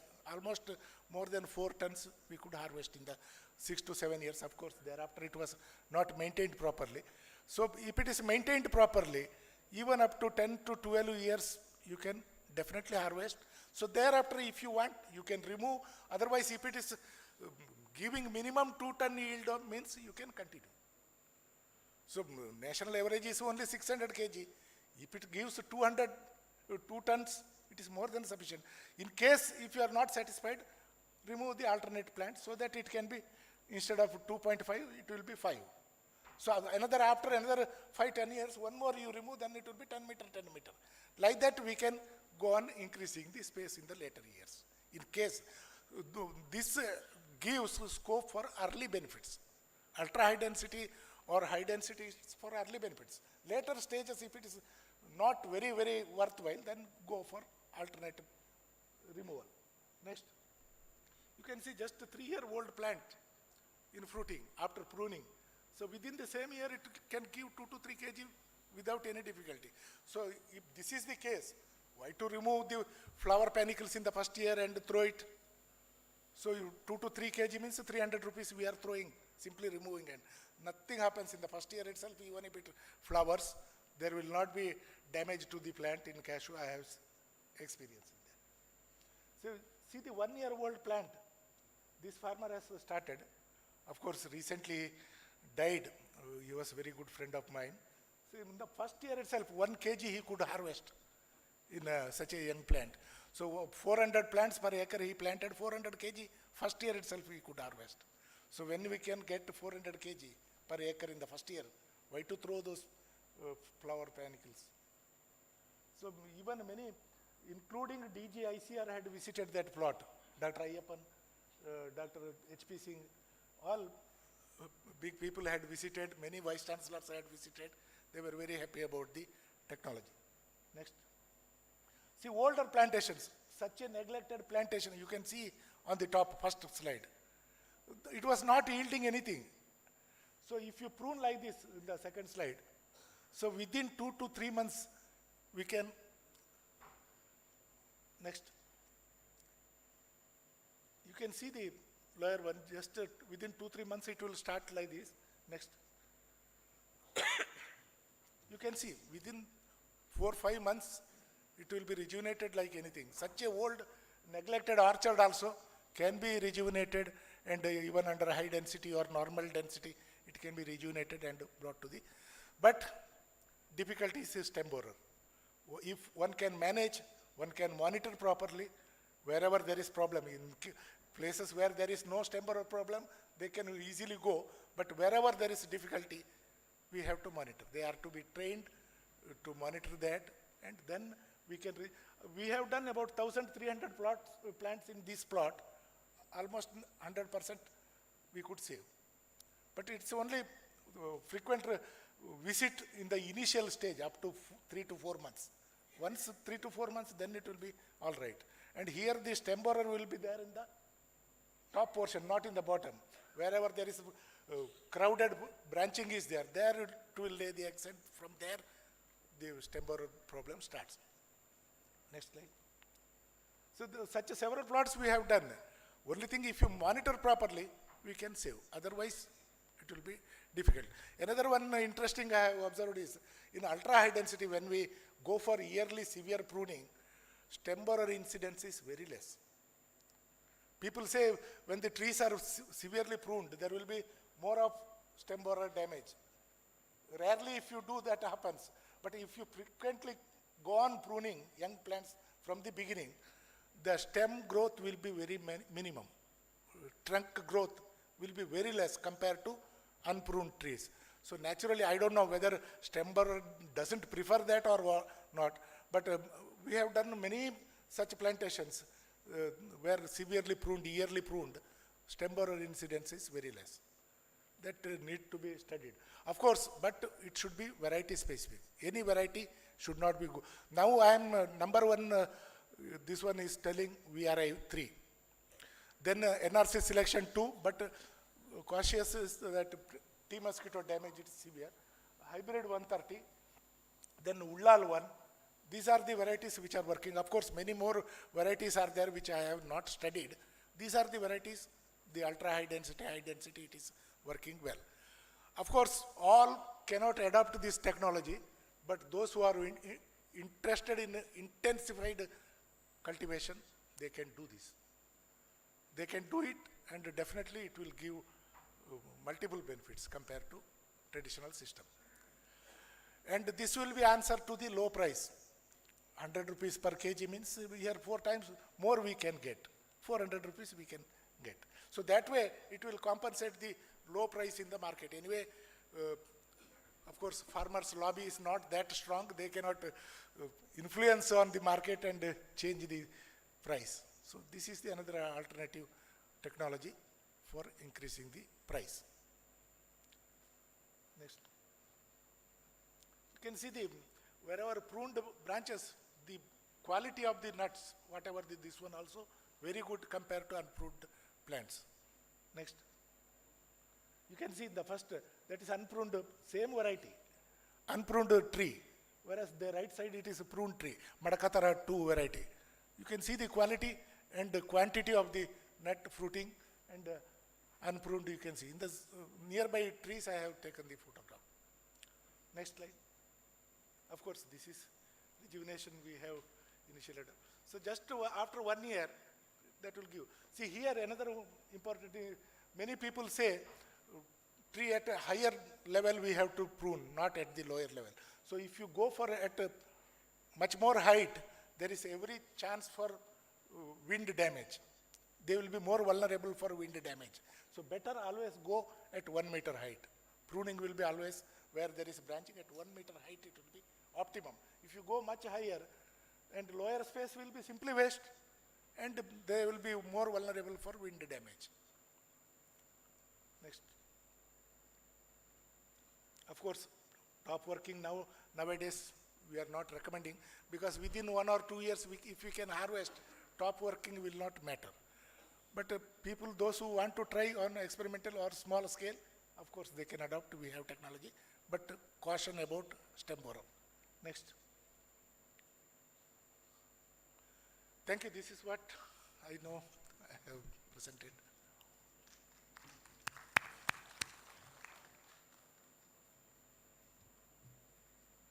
Dr. Saab, Yeah. can we have standard for regarding age of the plants for going for rejuvenation? Pruning, Yeah. age of pruning. Yeah. So it depends on spacing. See, No. if you once- Age, whether you want to restrict to 15 years, 20 years, 25 years. No, even a 30-year-old plant which is pruned, it is a sprouting. But whether we require, if we keep for 30 years, it must be a very good yielding tree. Otherwise, you will not retain it for 30 years. So optimum is around 15 to 20 years. Beyond that, if you are keeping, means it is a very good variety or very good plant. So even a 30-year-old, 40-year-old plants which are pruned, they are surviving, no problem. No. Only when canopy gets crowned, overcrowded, then you have to go for pruning. No, you have to make a policy decision. You should say that, come 100% in conformity, whether you should go for 15 years. I can tell you, it depends on spacing. Suppose 6 meter, if you don't do canopy management properly, after about 7 to 8 years, you have to prune. Whereas 8 meter, if they don't follow canopy management properly, after 15 to 20 years, within that, depends on soil condition, we have to prune. What I say, because almost 50 years, 60 years, NL plantation is there about 3.87 lakh hectare. This is like an old man. You cannot get rejuvenated. No. When they neglected for 50 years, how after rejuvenation, Not how 50, they can? I'm telling. 15. 15. 1.5.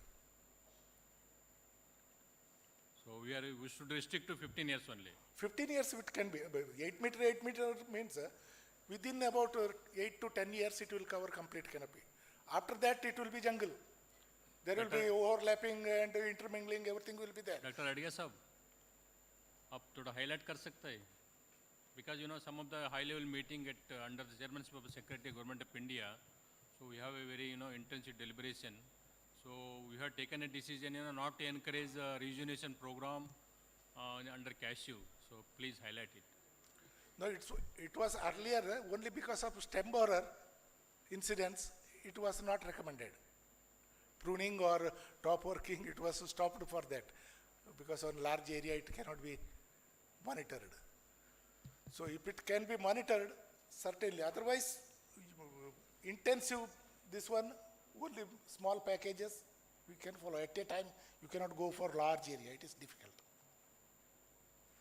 Sir, one question is there, sir. Adia sahab, please. Sir, one question is there, sir. No, wait. Desai ji, Sir. Okay, let sure. Director ICR Sure, highlight sure, about sir. that. Actually, age of rejuvenation, what we have fixed is 15 years.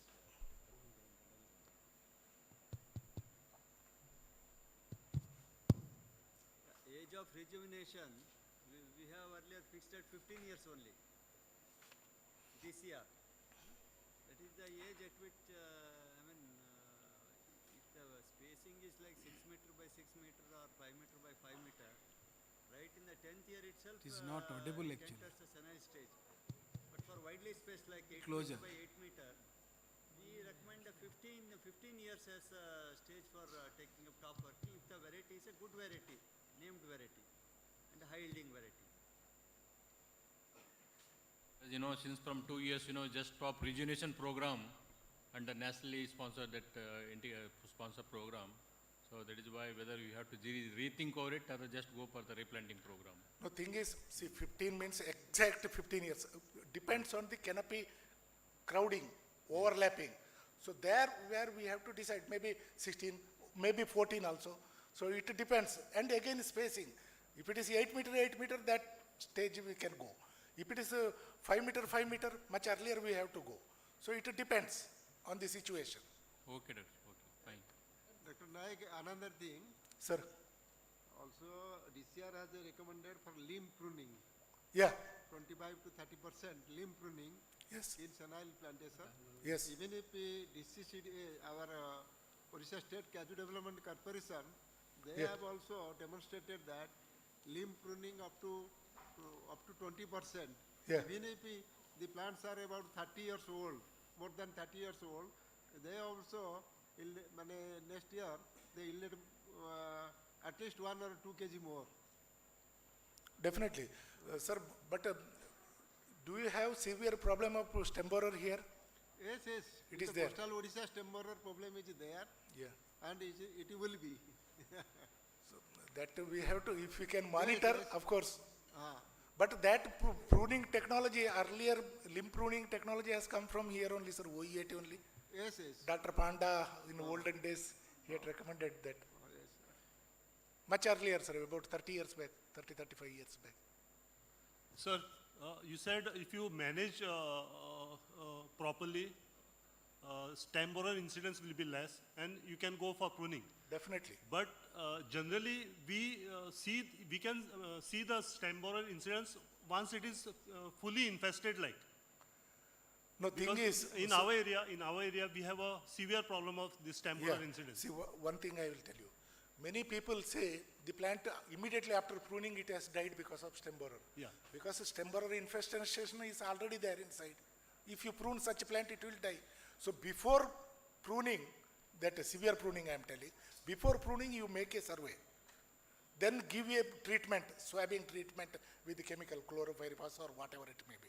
Before pruning itself. Then you go for detopping.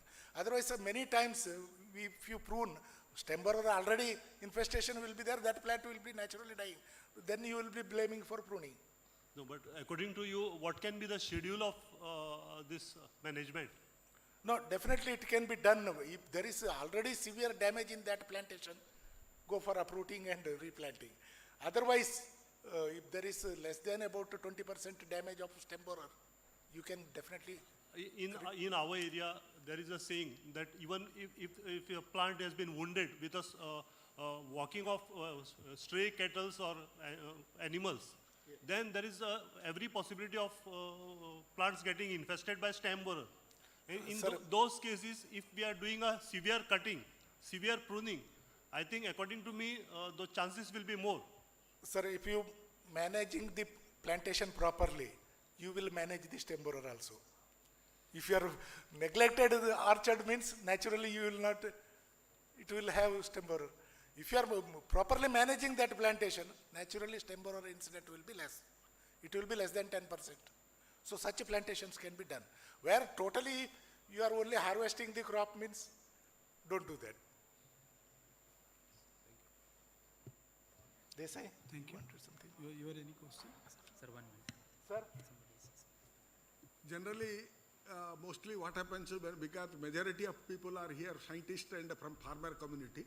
But what happens in the cashew value chain, one side is the farmer, the other side is the customer, consumer. You see, in between the processors are being there, they are hard pressed from both the sides. What happens is every time all farmers and farming community and scientists, everyone is telling, we are not getting price. You will be astonished since last 1 decade. There is no parity. Always the RCN price is much higher than the kernel price. Sir, So you in should between also the help us, processor sir. is being hard pressed. You Because if processors should help us, sir. The price is not under the control of anyone. It is a volatile market. It is an international Definitely, sir. commodity. That's why I am telling the alternative, sir. Yes. This is the alternative. Desai? Sir, what is the optimum spacing which you will recommend to the farmers for normal No, cultivation? farmers' recommendation now already 8 meter is there.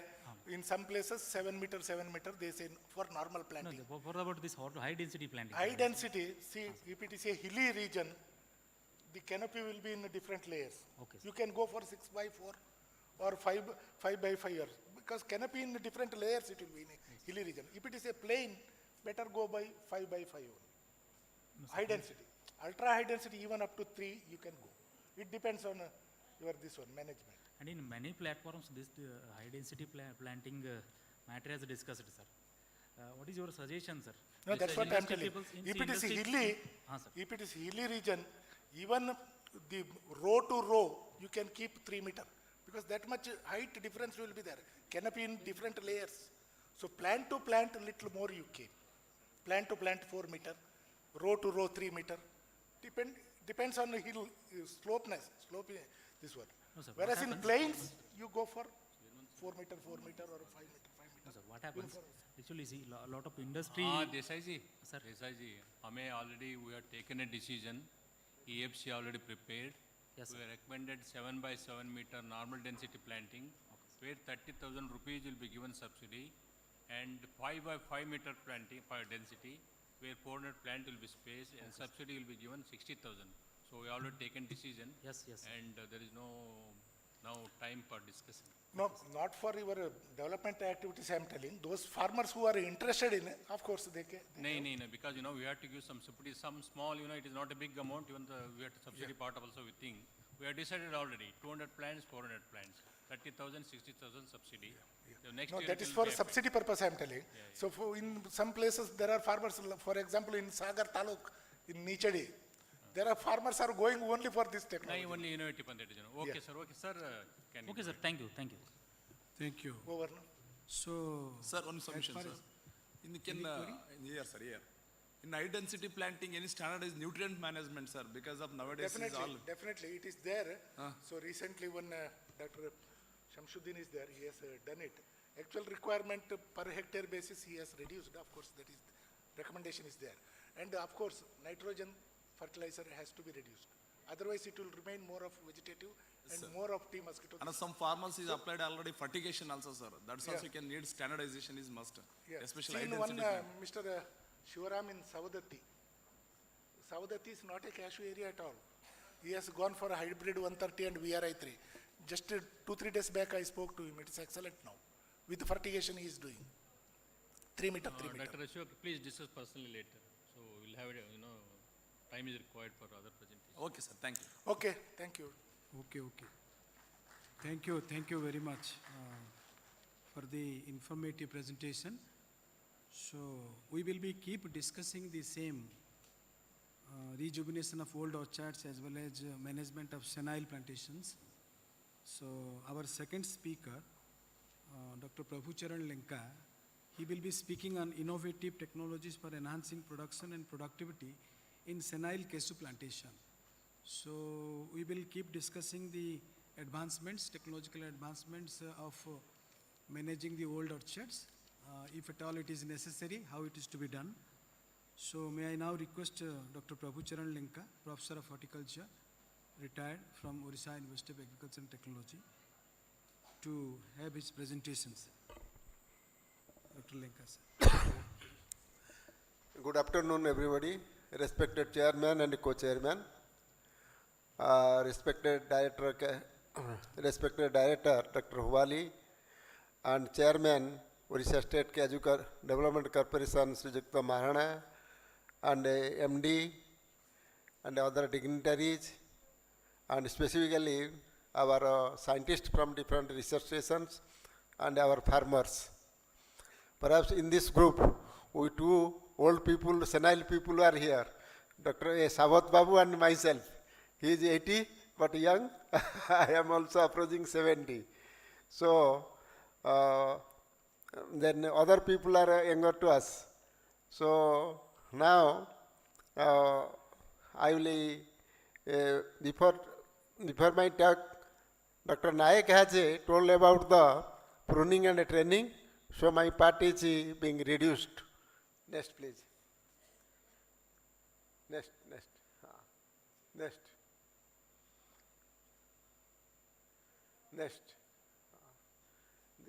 These are the cashew growing areas in the east coast, west coast, and already it is covered by Dr. Hubali. Next.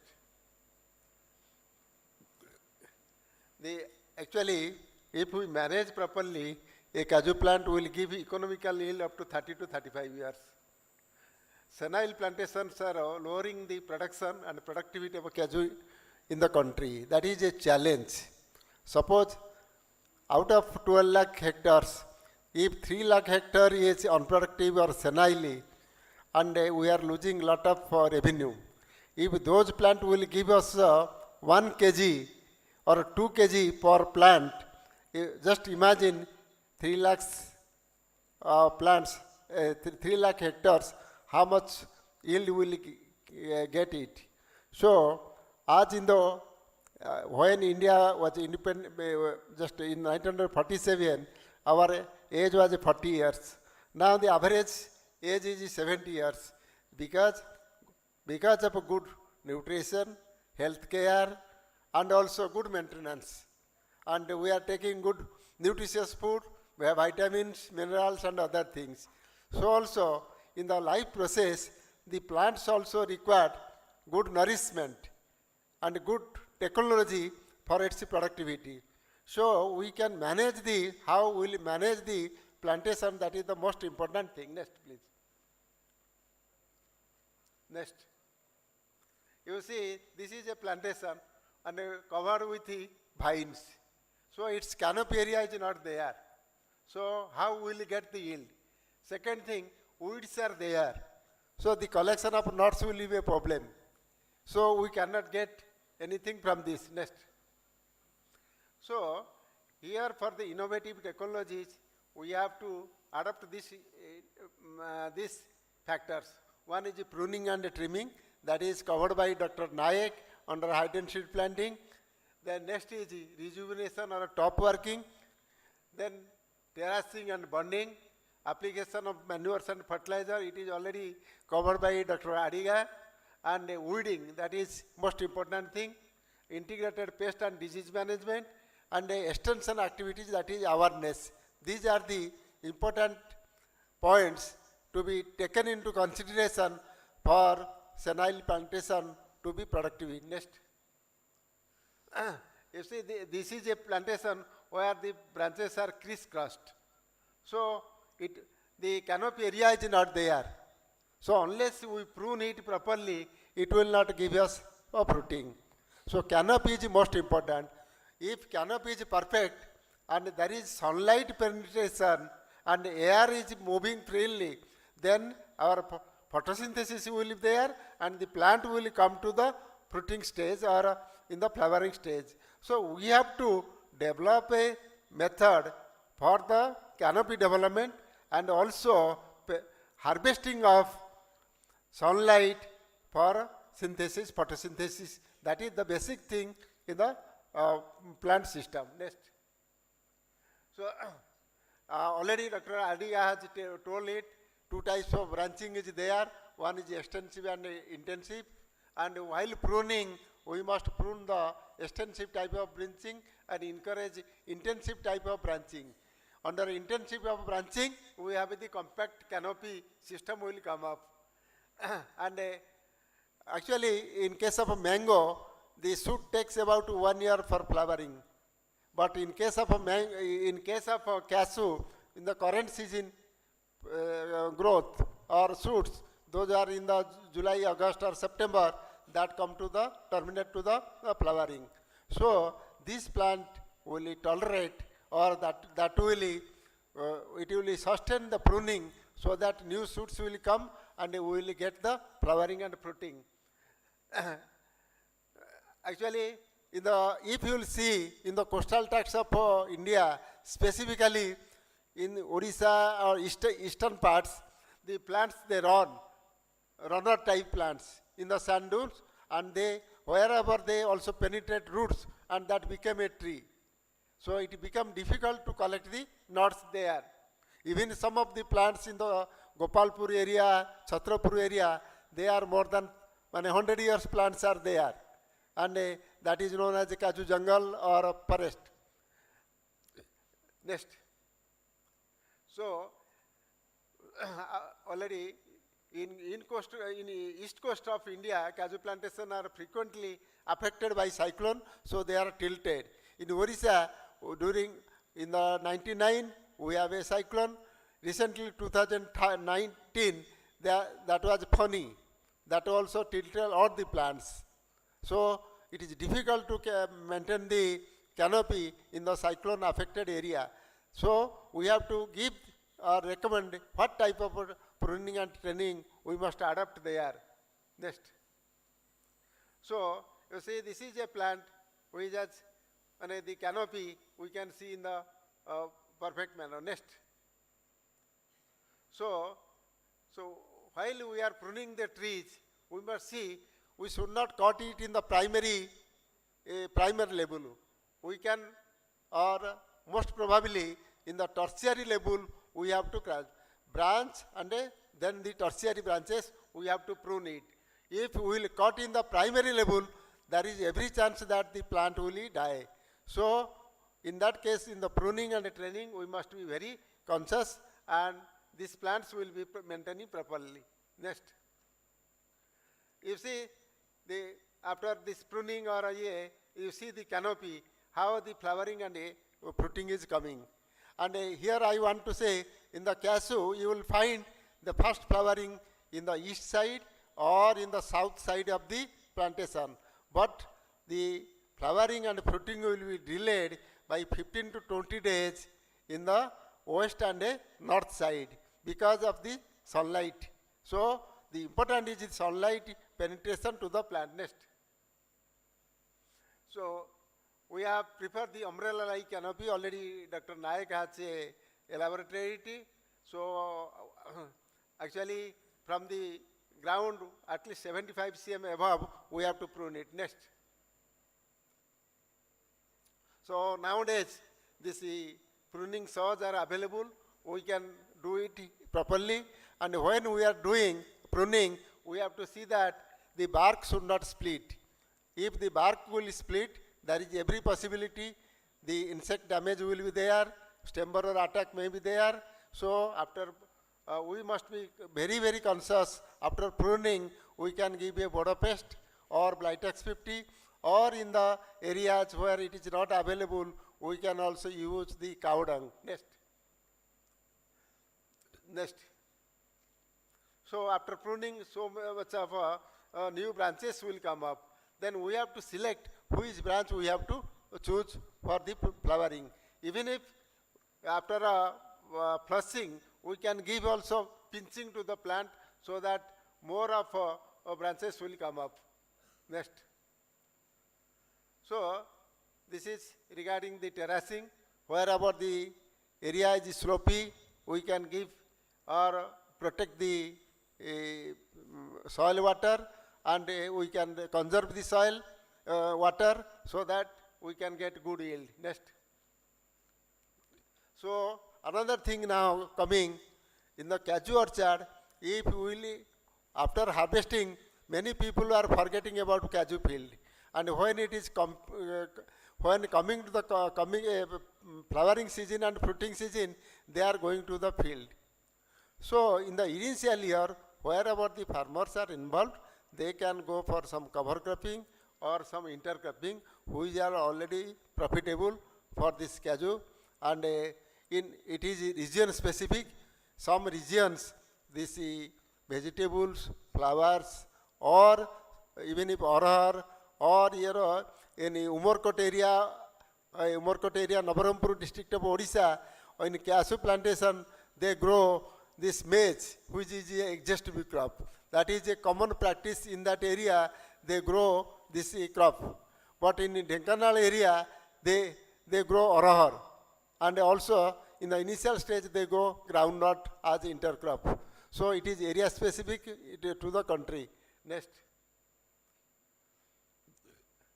So even if our NRC, DCR, Putur, they were very successful in pineapple as an intercrop, and Dr. Naik, he perhaps maintained it for 4 to 5 years in that year. Some of the farmers also taking this crop as a intercrop. But so these are the things, and under rainfed condition, we have to choose the crop, which crop is suitable. Because cashew is a dryland crop or rainfed crop. So only in the rainy season we can take up the crop with the available moisture. Next. And it is an international year of millet. So now Odisha government and the government of India, they are promoting these millets as a crop in different sections. So it is my appeal to the research workers and to the developmental agency to try some of the millets in the newly planted cashew plantations, so that millet production or millet area will increase. We can take up ragi or this kodo or some of the millets we can take up. Next, these are some of the photographs. This turmeric is also grown, pineapple, so many intercrops are there. So already Dr. Adiga has shown very good slide for application of fertilizer, and actually if you will apply fertilizer to the plant, it will, the early flowering will be there, at least 1 month. If we will apply fertilizer in the month of July, August, then our flowering will be enhanced or advanced by 1 month. And if it is advanced by 1 month, we can escape the hazards of natural calamities. So if we are applying 10 rupees fertilizer, 10 rupees cost, definitely we will get 1 kg more knot. So 1 kg knot means it is 100 rupees. Some of our friends, our farmers are from Noyagad district, Bahadajola. Every year they apply fertilizers, even if they also apply some of the micronutrients, and their yield is more than 1.5 ton to 2 tons. Even if some of the farmers, in the morning I saw them. If they are present, they should also interact with us and give some information. So these are the fertilizers applications. Next. So weeding, actually I have visited many plantations of Odisha State Cashew Development Corporation, Forest Development Corporation. What is the major problem is, they maintain it up to 3 years, then they auction it. So there is heavy weed growth. So it is inaccessible to the area to enter and collect the nuts. actually 10 to 15% nuts are not being collected. So that is also great loss. If the fields are properly cultivated or properly maintained, then we can harvest all the nuts from the plants. Now, Dr. Adiga was saying the mechanization in harvesting of the crop. So that is also necessary so that we can reduce the loss in the plantation. Next. You see, that is a photograph, Kaskuta. That is a major problem in the Ganjam district and mostly in the Gopalpur area. So, you see that Kaskuta is covering the plant, so canopy is covered. So, there will be no fruits and it will spread like anything. So, we have to prune and remove that, Kaskuta from the plants. So, even if in some of the plantation, cashew seedlings are also grown and they became a tree. So, every year some seeds are left there and definitely they will germinate. So, if we can remove them, maintain the spacing, then we will get or the weed growth will be minimized. So, due to weed infestation, we lose about 10 to 15% nuts. Next.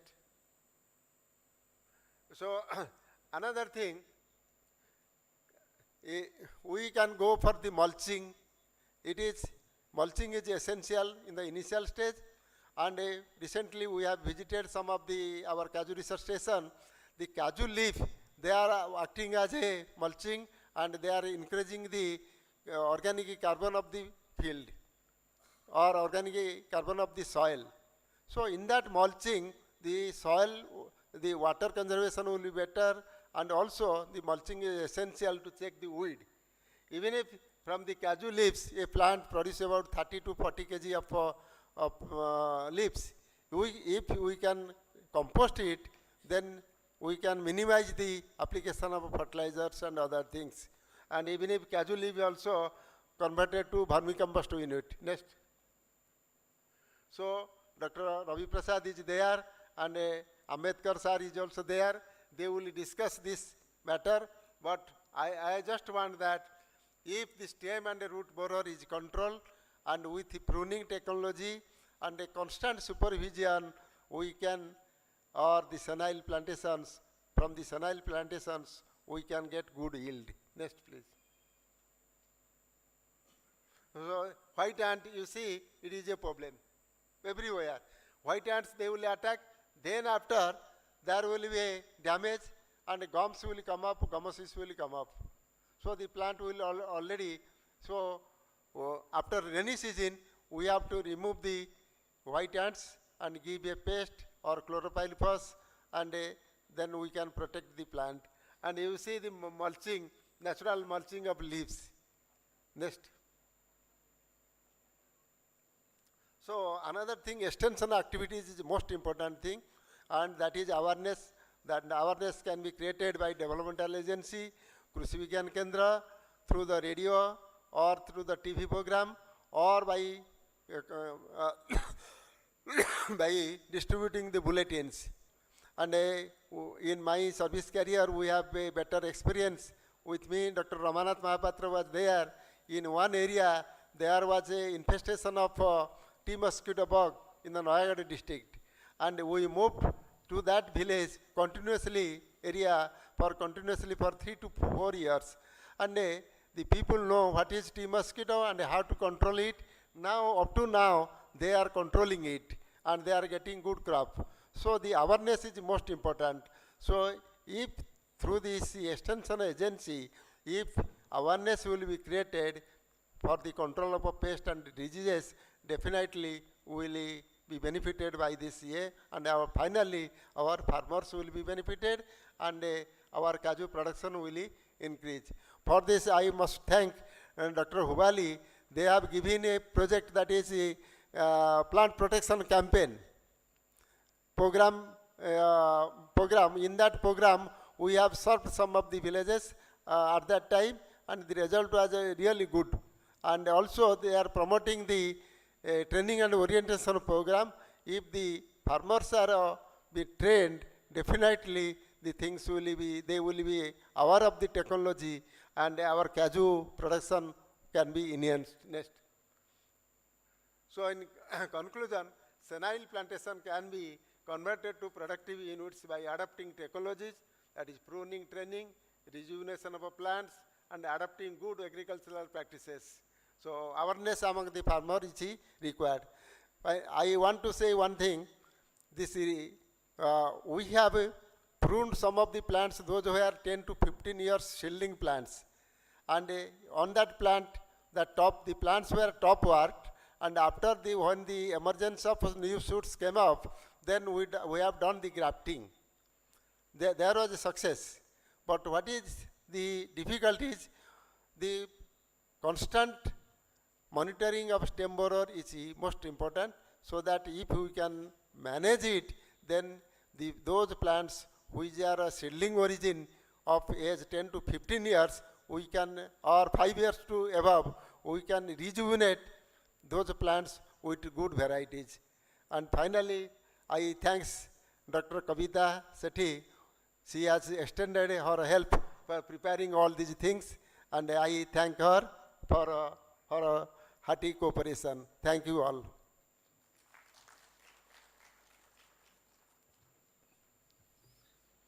Thank you, sir, for the, in this era actually you will be knowing after variety, it is production and protection technology which helps increasing production and productivity of cashew.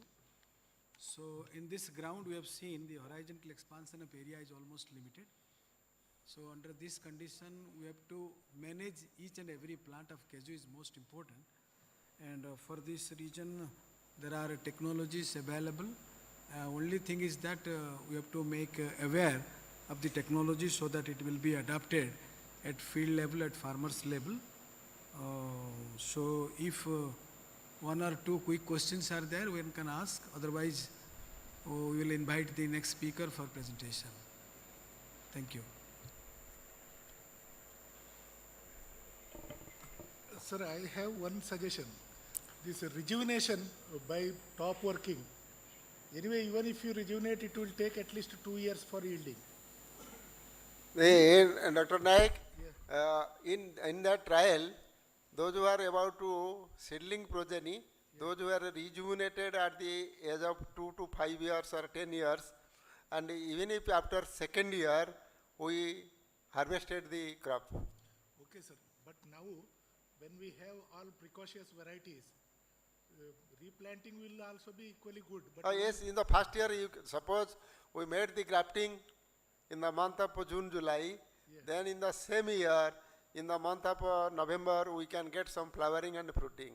If we can allow 5 to 6 limbs, then that will give us also some fruits. So now one more problem is in West Coast we have seen the disposal of the cut material is very difficult. No takers will be there for the wood that which we is cut and remove. actually, even if now that is a wood disposal is a problem throughout India after the gas introduction of Ghar Ghar gas. That is a problem. Even if the Cashew Corporation under their replanting program in the senile plantation, they are also facing lot of difficulties for disposal of the dead woods. Even if on free of cost, nobody is ready to take it. That is a problem nowadays. Because this gas is available every kitchen. That's all. So thank you once again, Professor Linka, sir, so for your light and elaborate presentation, sir. So may I now request the third speaker of this afternoon on the topic cashew scenario in different West African countries by Sri Srivastava ji. If you are present, sir, may I now request you to have your presentation. Thank you.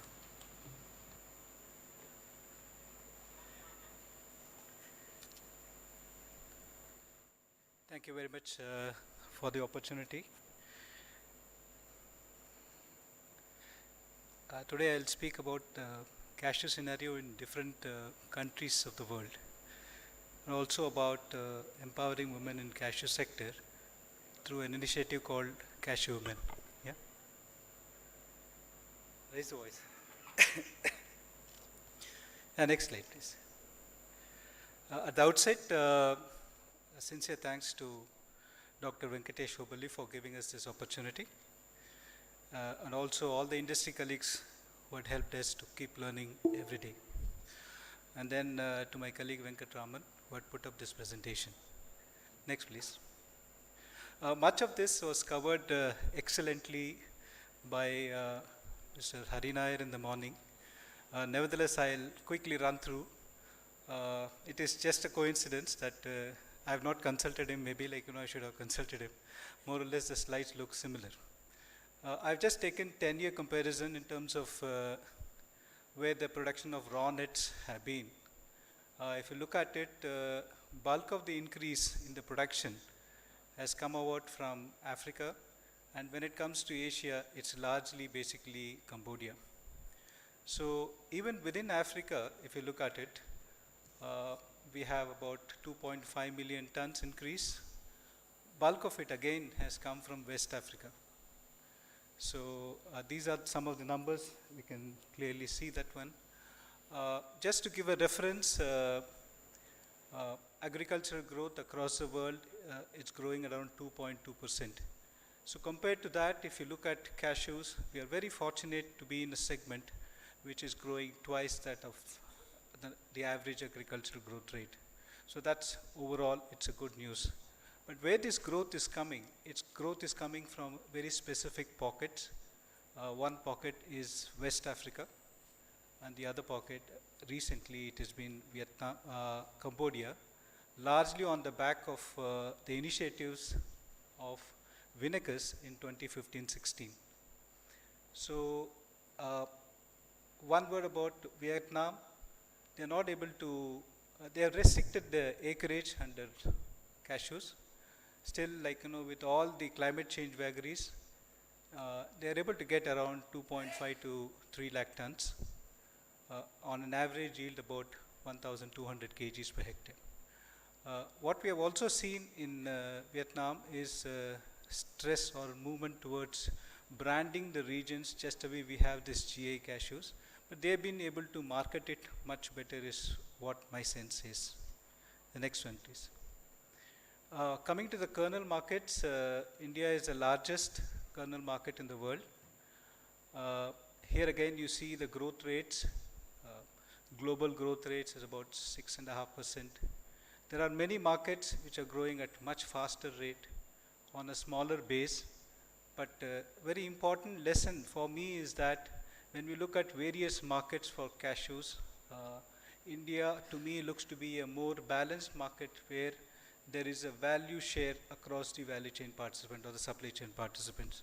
What I mean here is that in our own assessment, Indian farmers get one of the highest, if not the highest price for their raw nuts, and the consumers get the finished products at one of the most affordable rates. So how this has happened, that means the entire supply chain is very competitive, and everybody in the supply chain is able to get their fair share, and nobody is squeezed because somebody else is powerful. We don't see that one in cashew supply chains in many places, but in India is a classic example where I feel we should be proud of this, where the value is distributed more or less fairly.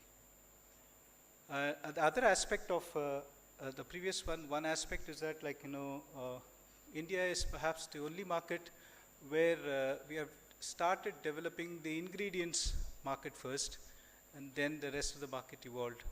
And then slowly the world is realizing that ingredients, this cashew as a food ingredients has got more legroom to grow.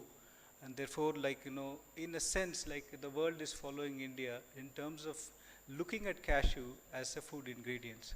In part, it's also because of the affordability in the last 2 or 3 years. Cashew has been, especially non-wholes, have been very affordable, so that food manufacturers can look at this as a viable ingredient option. Yeah. The previous one, in the morning, Mr. Hari Nair has made it very clear, because last 10 years we have seen so much efforts on the nutritional research, the clinical research, thanks to INC, because of their initiative.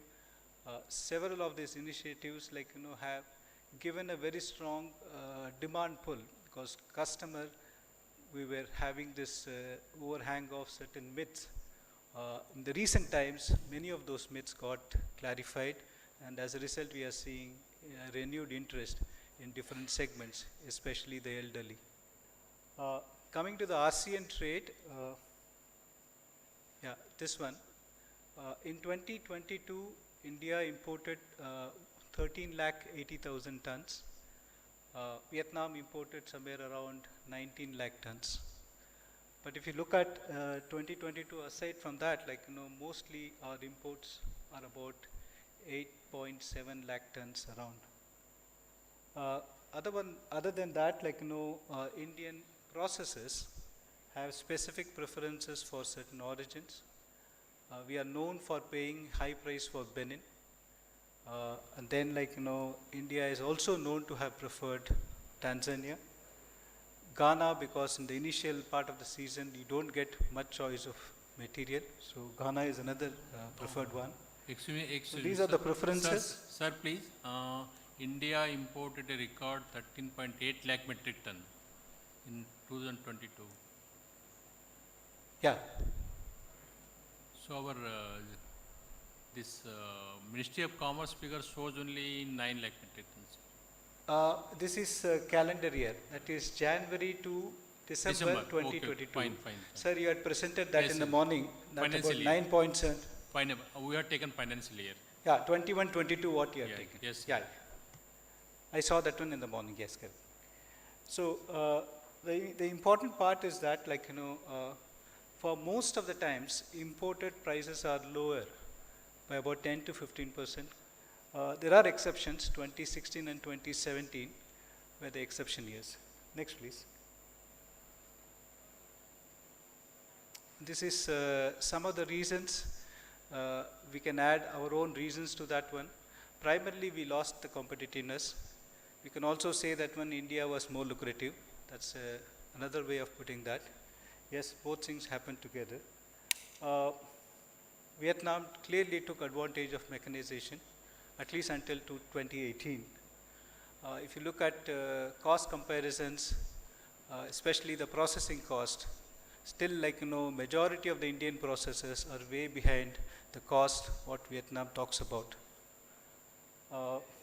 Other factors which are very peculiar to India, in 2016 we saw demonetization, we saw the introduction of customs duty, and also in 2017 we saw the introduction of GST. In a largely traditional and informal sector like cashew processing, these all had a very debilitating impact. And therefore, perhaps I would contest what some of the figures which we quoted in the morning, and I don't personally believe that when we have 4,000 industries or companies, at least in the organized sector, cottage sector, you take it out because that could be there. But organized, I feel like our formal sectors, I see there was a tremendous amount of consolidation, especially post-COVID. So our own sense is that when we did develop a cashew processors directory, all that we could get was about 450 processes. That means those with a GST number and so on. So our numbers are much more smaller is what I wanted to leave a thought, because these things had tremendous impact is what I felt. As technology stabilized, now if you look at it, last 10 or 15 years, there's been evolution of processing technology. Now we are seeing more or less stability in the technology. As a result, processing in Africa is going up. Partly, it's also aided by tremendous amount of government incentives or subsidy, the way you want to look at it.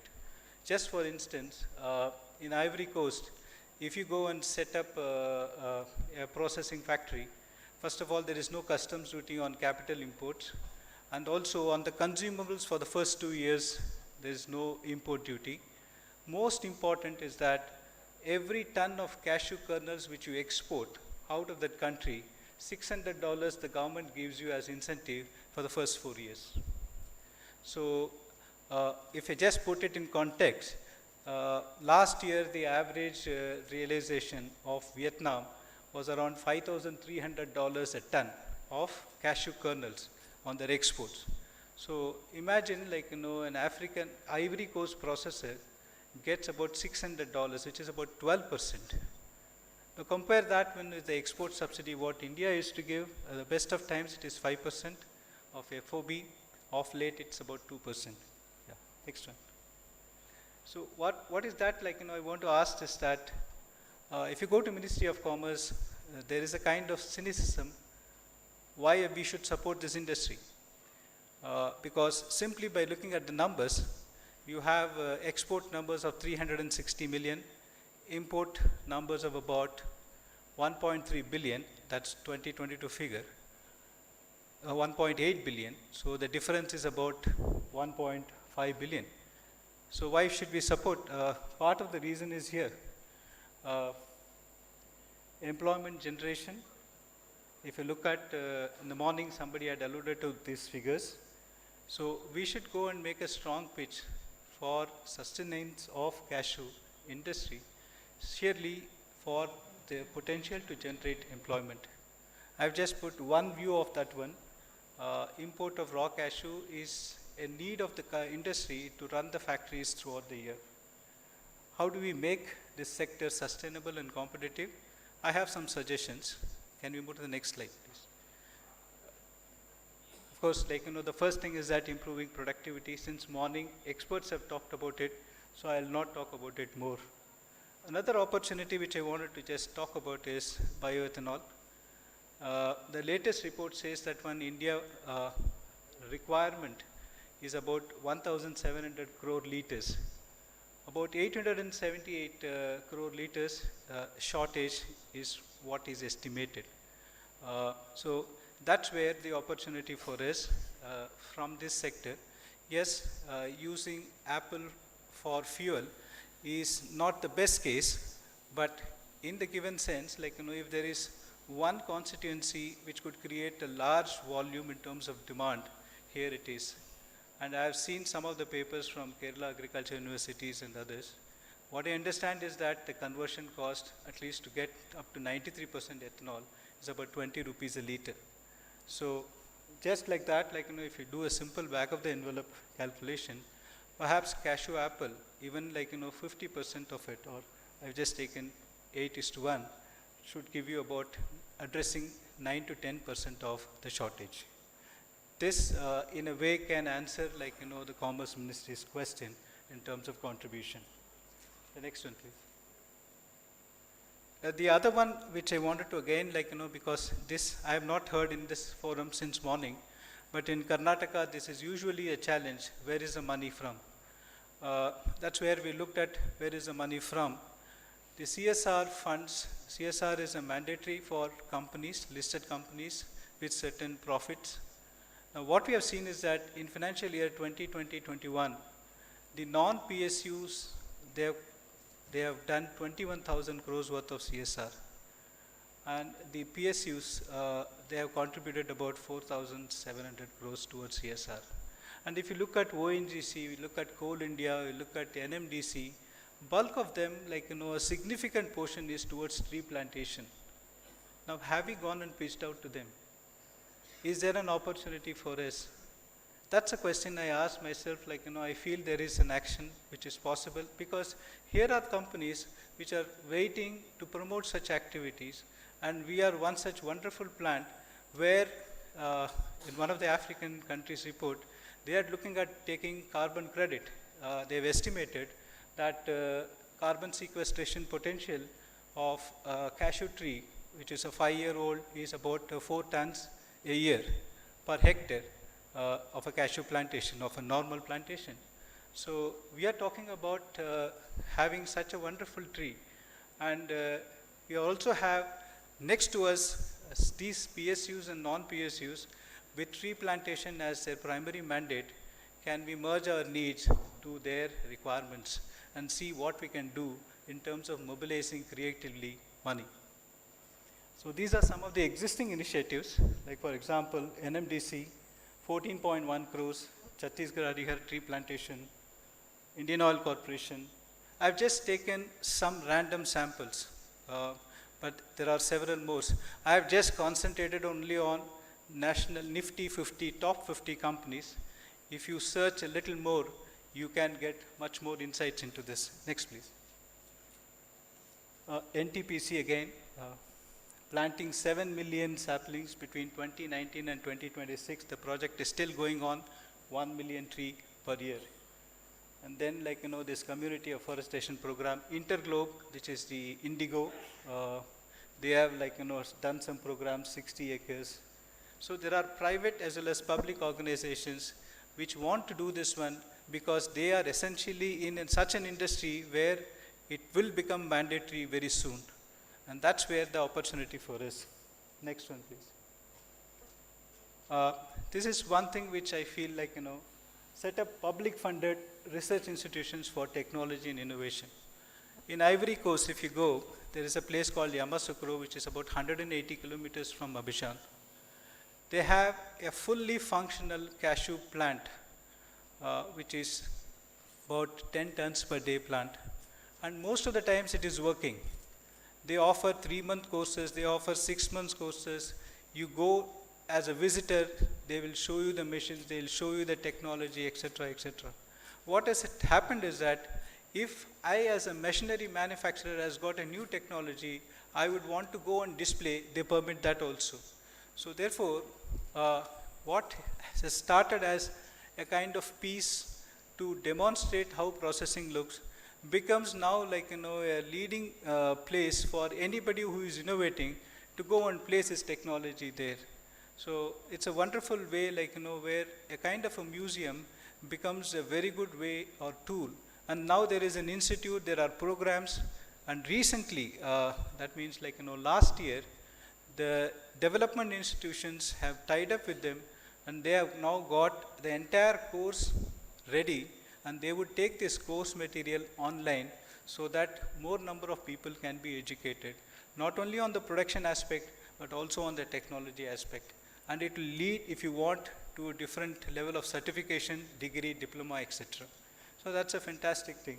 But we don't have any parallel in India.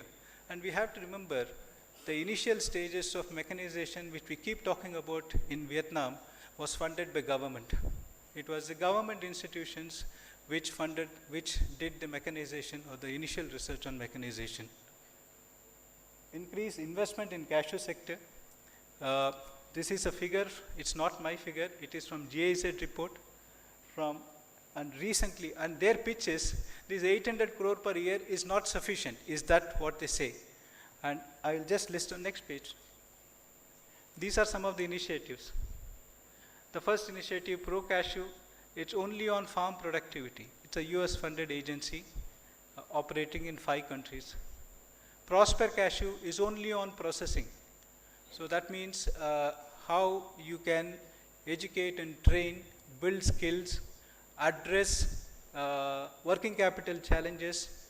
How do you ensure market access? Now that you have produced kernels, how do you take them to a specific market and so on? REDA is a new initiative, especially on research, where they want to avoid a repetition of the same research. The same kind of what is the climate sensitivity of cashew. If you do the same research in 5 different countries, uncoordinated, is no use. So what they have done is that they wanted all these people who have got some research setup to come and collaborate. And they have an open invitation for India. So this is another forum where India can share. India can also look at monetizing some of the research what we have done or seek funds for some of the things. I'm talking about the third part. The fourth part is CACC. It is an intergovernmental consultative committee on cashew. This is largely West Africa started, but 11 countries in West Africa which shares border, they said we should harmonize policies so that one country policy does not become detrimental to the development of the same sector in the other country. So this is for policy harmonization. They are also inviting Vietnam, they are also inviting India because they look at India and Vietnam as big brothers from whom they can learn and they can share the best practice. And also from a supplier, today they are supplier to us, close tie-up between these two and the country to country level is something which they aspire to. This is again funded by development institution largely. Although each country funds it, but largely it is development institution funded. Cashew is another initiative which is German GIZ funded initiative. They are basically into capacity building and training. They have trained over 5 lakh people in the last 8 or 10 years. Next please. So with that I finished the first part about a review of some of these countries and the developments and what we can learn. This is another initiative which we started with GIZ somewhere in 2016. We started looking at one thing. If you go to a factory, 80% are women. If you go to a farm, 80% are women. But if you look at the ownership, hardly there is anybody. So therefore, what we looked at is that, why is it? Is it peculiar to Cashew? And what we can do about it? So then we started looking at, are there any leaders? Start profiling them. So all these 4 books, which are all available in the site called Cashew Women, each of them is a dedication to the leaders in cashew industry. We have profiled over the last 6 years about 133 women from 13 countries from across the supply chain. Some of them are farmers, some of them are processors, some of them are in kernel selling and so on and so forth. Just to say that each of them is an ambassador. Each of them have overcome all these kind of challenges and shown leadership. At the next stage, what we are planning to do is that to set up this was informal network for the last 6 years. We used to use our conference platform as well as other platforms like African Cashew Alliance platform or the Vietnamese Cashew platform to promote and recognize the leaders. Now for the first time, we plan to move to the next stage in terms of forming a Cashew Women Board, which we should aim at doing it in February during our next conference. Thereafter, the board will set the agenda in terms of very specific to the country, with these ladies acting as ambassadors in terms of implementing those kind of agenda. That's what is the thought process at this point in time. Next one, please. With this, I complete my presentation. We organized 2 conferences. The details are there. If you are interested to know more about it, I'll be happy to give you more. Thank you so much for the opportunity and patient listening. Thank you so much. Thank you, Sri Srivastavaji, CEO and Director, CashewInformation.com Bangalore, who has highlighted. Yes, so we'll do that. Some of the initiatives that West African countries have taken, how they have boosted the production and productivity as far as Africa is concerned, and Vietnam, the experience in Vietnam that Cashew production and productivity in Vietnam has done, but how India is the second largest importer of cashew, raw cashew, from different countries, mostly from Africa, to keep our processing units running and to keep the employment generation to about 200 to 250 days a year. So how best we can reduce that and export our cashew nut to outside the state, that is most important. So thank you for your elaborate presentation, sir. Just wait, sir. So wait, now, sir, please. It is the time for a tea break.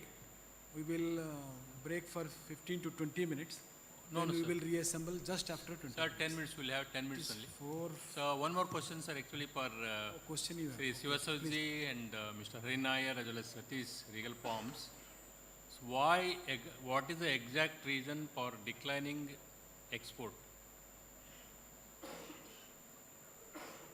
What is the exact reason for decline in export of cashew from India? Because when you say that, we can certainly believe Indian cashew is the best in the world. Sir, I see it, you want to say? You'll take? Yeah. No, you take it and I'll Yeah. add after that. If you look at the history, 1997, 98, if you look at it, was the first year, when India had surplus production. And till then, Vietnam was exporting raw cashews to India. 1997. And during that year, India said we will not be able to take more. I think at the time, Vietnam had about 30,000 around tons. So that was a time they were pushed to producing kernels. They don't know how to do it, but they did something. Having done that one, they have to find markets. Now, what I understood was that initially, like, this was certain proximity advantage kind of a thing, like, therefore Australia was their closest. They could win over India on price, and they could do some innovations on packaging, perhaps, like, which appealed to Australians. And then over a period of time, like, one or two things which Vietnam has always done in not only cashew, but prior to that one in coffee, prior to that one in black pepper. So they beat you on the price. And to be able to beat you on price, they should have certain definitely advantages. That main advantage has come from mechanization. And the quality initially what they produced was very different from what India produced, but somehow they were able to give it at such a cheap price and also convince. So what I see as an outsider, maybe Mr. Harinar would have a different kind of opinion, is that subtle things they start making. For example, Vietnam sells W320, India sells WW320. One W makes a lot of difference. They can never get the whiteness, but they started telling the people, like, your requirement is mostly for snacking, so little off-white doesn't matter, but I give it to you cheap. So price competitiveness is something which Vietnam took to, is what I felt, and that was largely on the back of mechanization. And also, like, they were able to remain over India on price competitiveness. 2006 was the first year where they became equal to India in terms of exports. They exported same amount of kernels as that of India. In 2006, for the first time, they leveled, and from 2007 onwards, they overtook India. So largely because of their competitiveness, low margin, and then mechanized operations, pursuing market share as a strategy is what has won them, is my view. So, yeah, to add to what Mr. Srivastava was saying, a couple of things. One is that, okay, the Indian policy making generally tries to balance different things together. On one side, so sometimes what happens is that we don't get the, we try to get okay results in on multiple sides. For example, we talk about small factories, decentralization, etc., etc. But at the same time, we also talk of getting high quality and high standards, etc. So one thing is that, see, the Indian quality standards, in the grading standards of Indian cashews is very, very high compared to Vietnam, compared to the other countries. But the hygiene standards in India are extremely poor compared to the factories in Vietnam. In India, see, in the 90s, when foreigners come to India, till then, they only used to contact us on telex. Okay, so once transportation started getting easier, people started coming to India. And when they come to our factories, they see people, women sitting on the floor and, breaking cashews, etc. Two problems. One is actually, the cashews are on the floor. It is not hygienic, where the feet are also there on the floor. The second is that they say that, making people sit on the floor and work is not suitable. And this changed over time, but it is, the whole culture is fully not changed as yet. Whereas Vietnam, I think they also, have generally, I think at one time we used to show pictures of, photographs or of, our wedding, or, whenever we have some functions at home, we also sit on the floor and eat from banana leaves. I mean, that is common in India. So it is not that any oppression or anything like that to make people sit on the floor. But that has changed. And Vietnam changed much, much faster. Today, if you go to factories in Vietnam, they are large factories. Not only large factories, with beautiful flooring, in many cases closed, in most cases closed without any chance of insects getting into the plant. And you know, this is infrastructure which has been built in Vietnam. And that infrastructure is not possible. Say, for example, you know, we had projects in India backed by Walmart, for example, in Tamil Nadu, where they were going to villages and home processing of cashews is actually something which is being promoted in India, saying that like, you know, that it is empowerment, etc. But at the same time, the product from that, where is it finally sold? You know, it gets back into the fact, somebody buys it from there. This can bring infestation into the factory. This can bring, you know, say, for example, you know, if the processing is done, you know, people may not wash their hands before going in and processing if they are doing it at home. So when you're making food product for other people, it is different from making food product for your own family or making it for yourself. A lot more precautions have to be there. So I would say that, see, the major problem is that the Indian market does not look at all of this. If you go to the Karibali market or if you go to any market in India, there is no, I mean, it is only the standard of the cashew. You know, you look at the whiteness of the cashew, you say that it is khadak and you know, you can use it, etc. But international markets look for standardization, they look for standard practices, they look for you know, the certifications to make sure that these things are done properly, and they look at the basic infrastructure, whether it has been done properly, etc. So this is an aspect, you know, Indian, you know, the government incentives which came, most of the incentives came as a percentage of export. It didn't come at the basis of the amount of investment that people were making for for setting up the facility. I think this was a failing of the Indian, you know, policies for this, where, you know, the money came only for exports. Anybody could buy from anybody and export, and you make, you know, 5% or 3% at one time. So this led to, you know, certain practices you know, people believe that it is due to them, etc. So when it was removed, everybody said that, okay, we have the Indian market. The Indian market is there, but, you know, finally, for my company is actually more into the export. So I think, you know, we are doing more than 70-75% of our product is exported.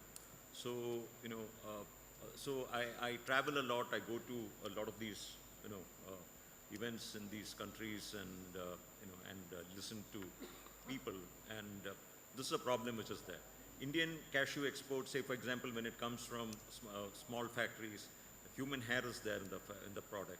You know, that sometimes, you know, it's difficult for machines to remove it when it goes into the roasted product. That is less in Vietnam because it is done in-house and people are wearing caps and head coverings, etc. throughout. So this is the sort of issues which actually come, and, you know,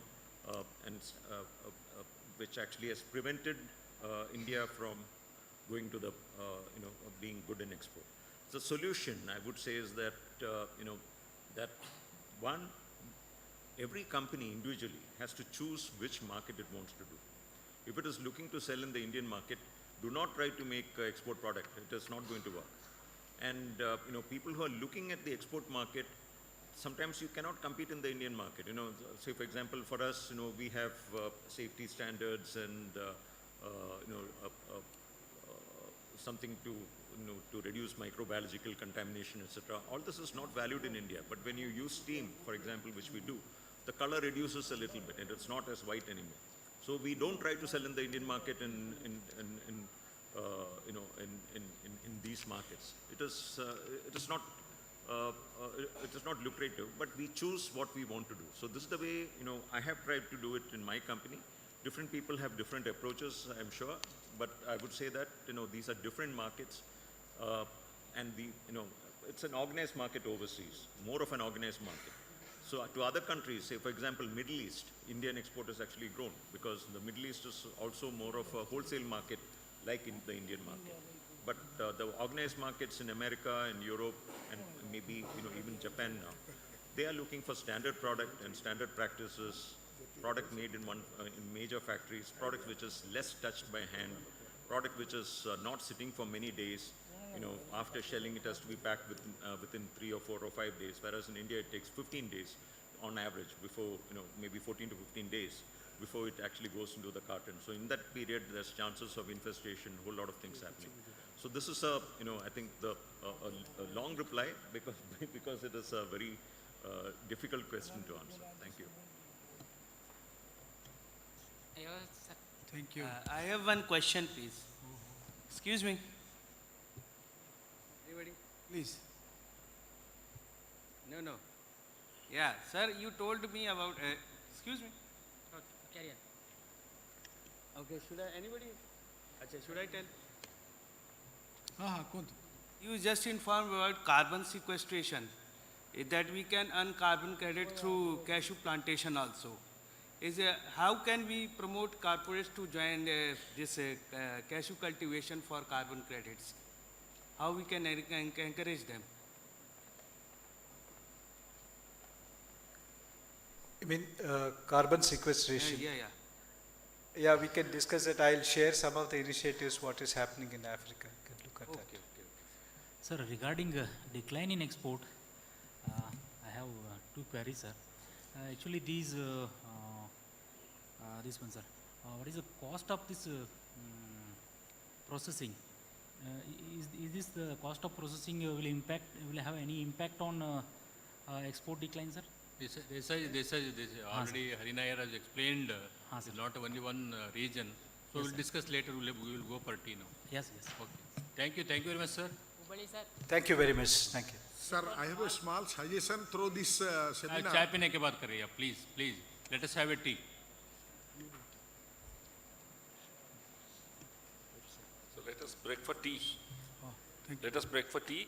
I request all my fellow participants to join here on my right side. Please, all fellow participants, delegates to join for tea here to my right side.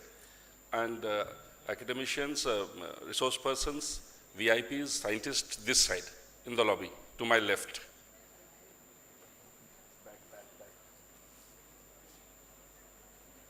Participants to join here to my right. And scientists, resource persons to my left.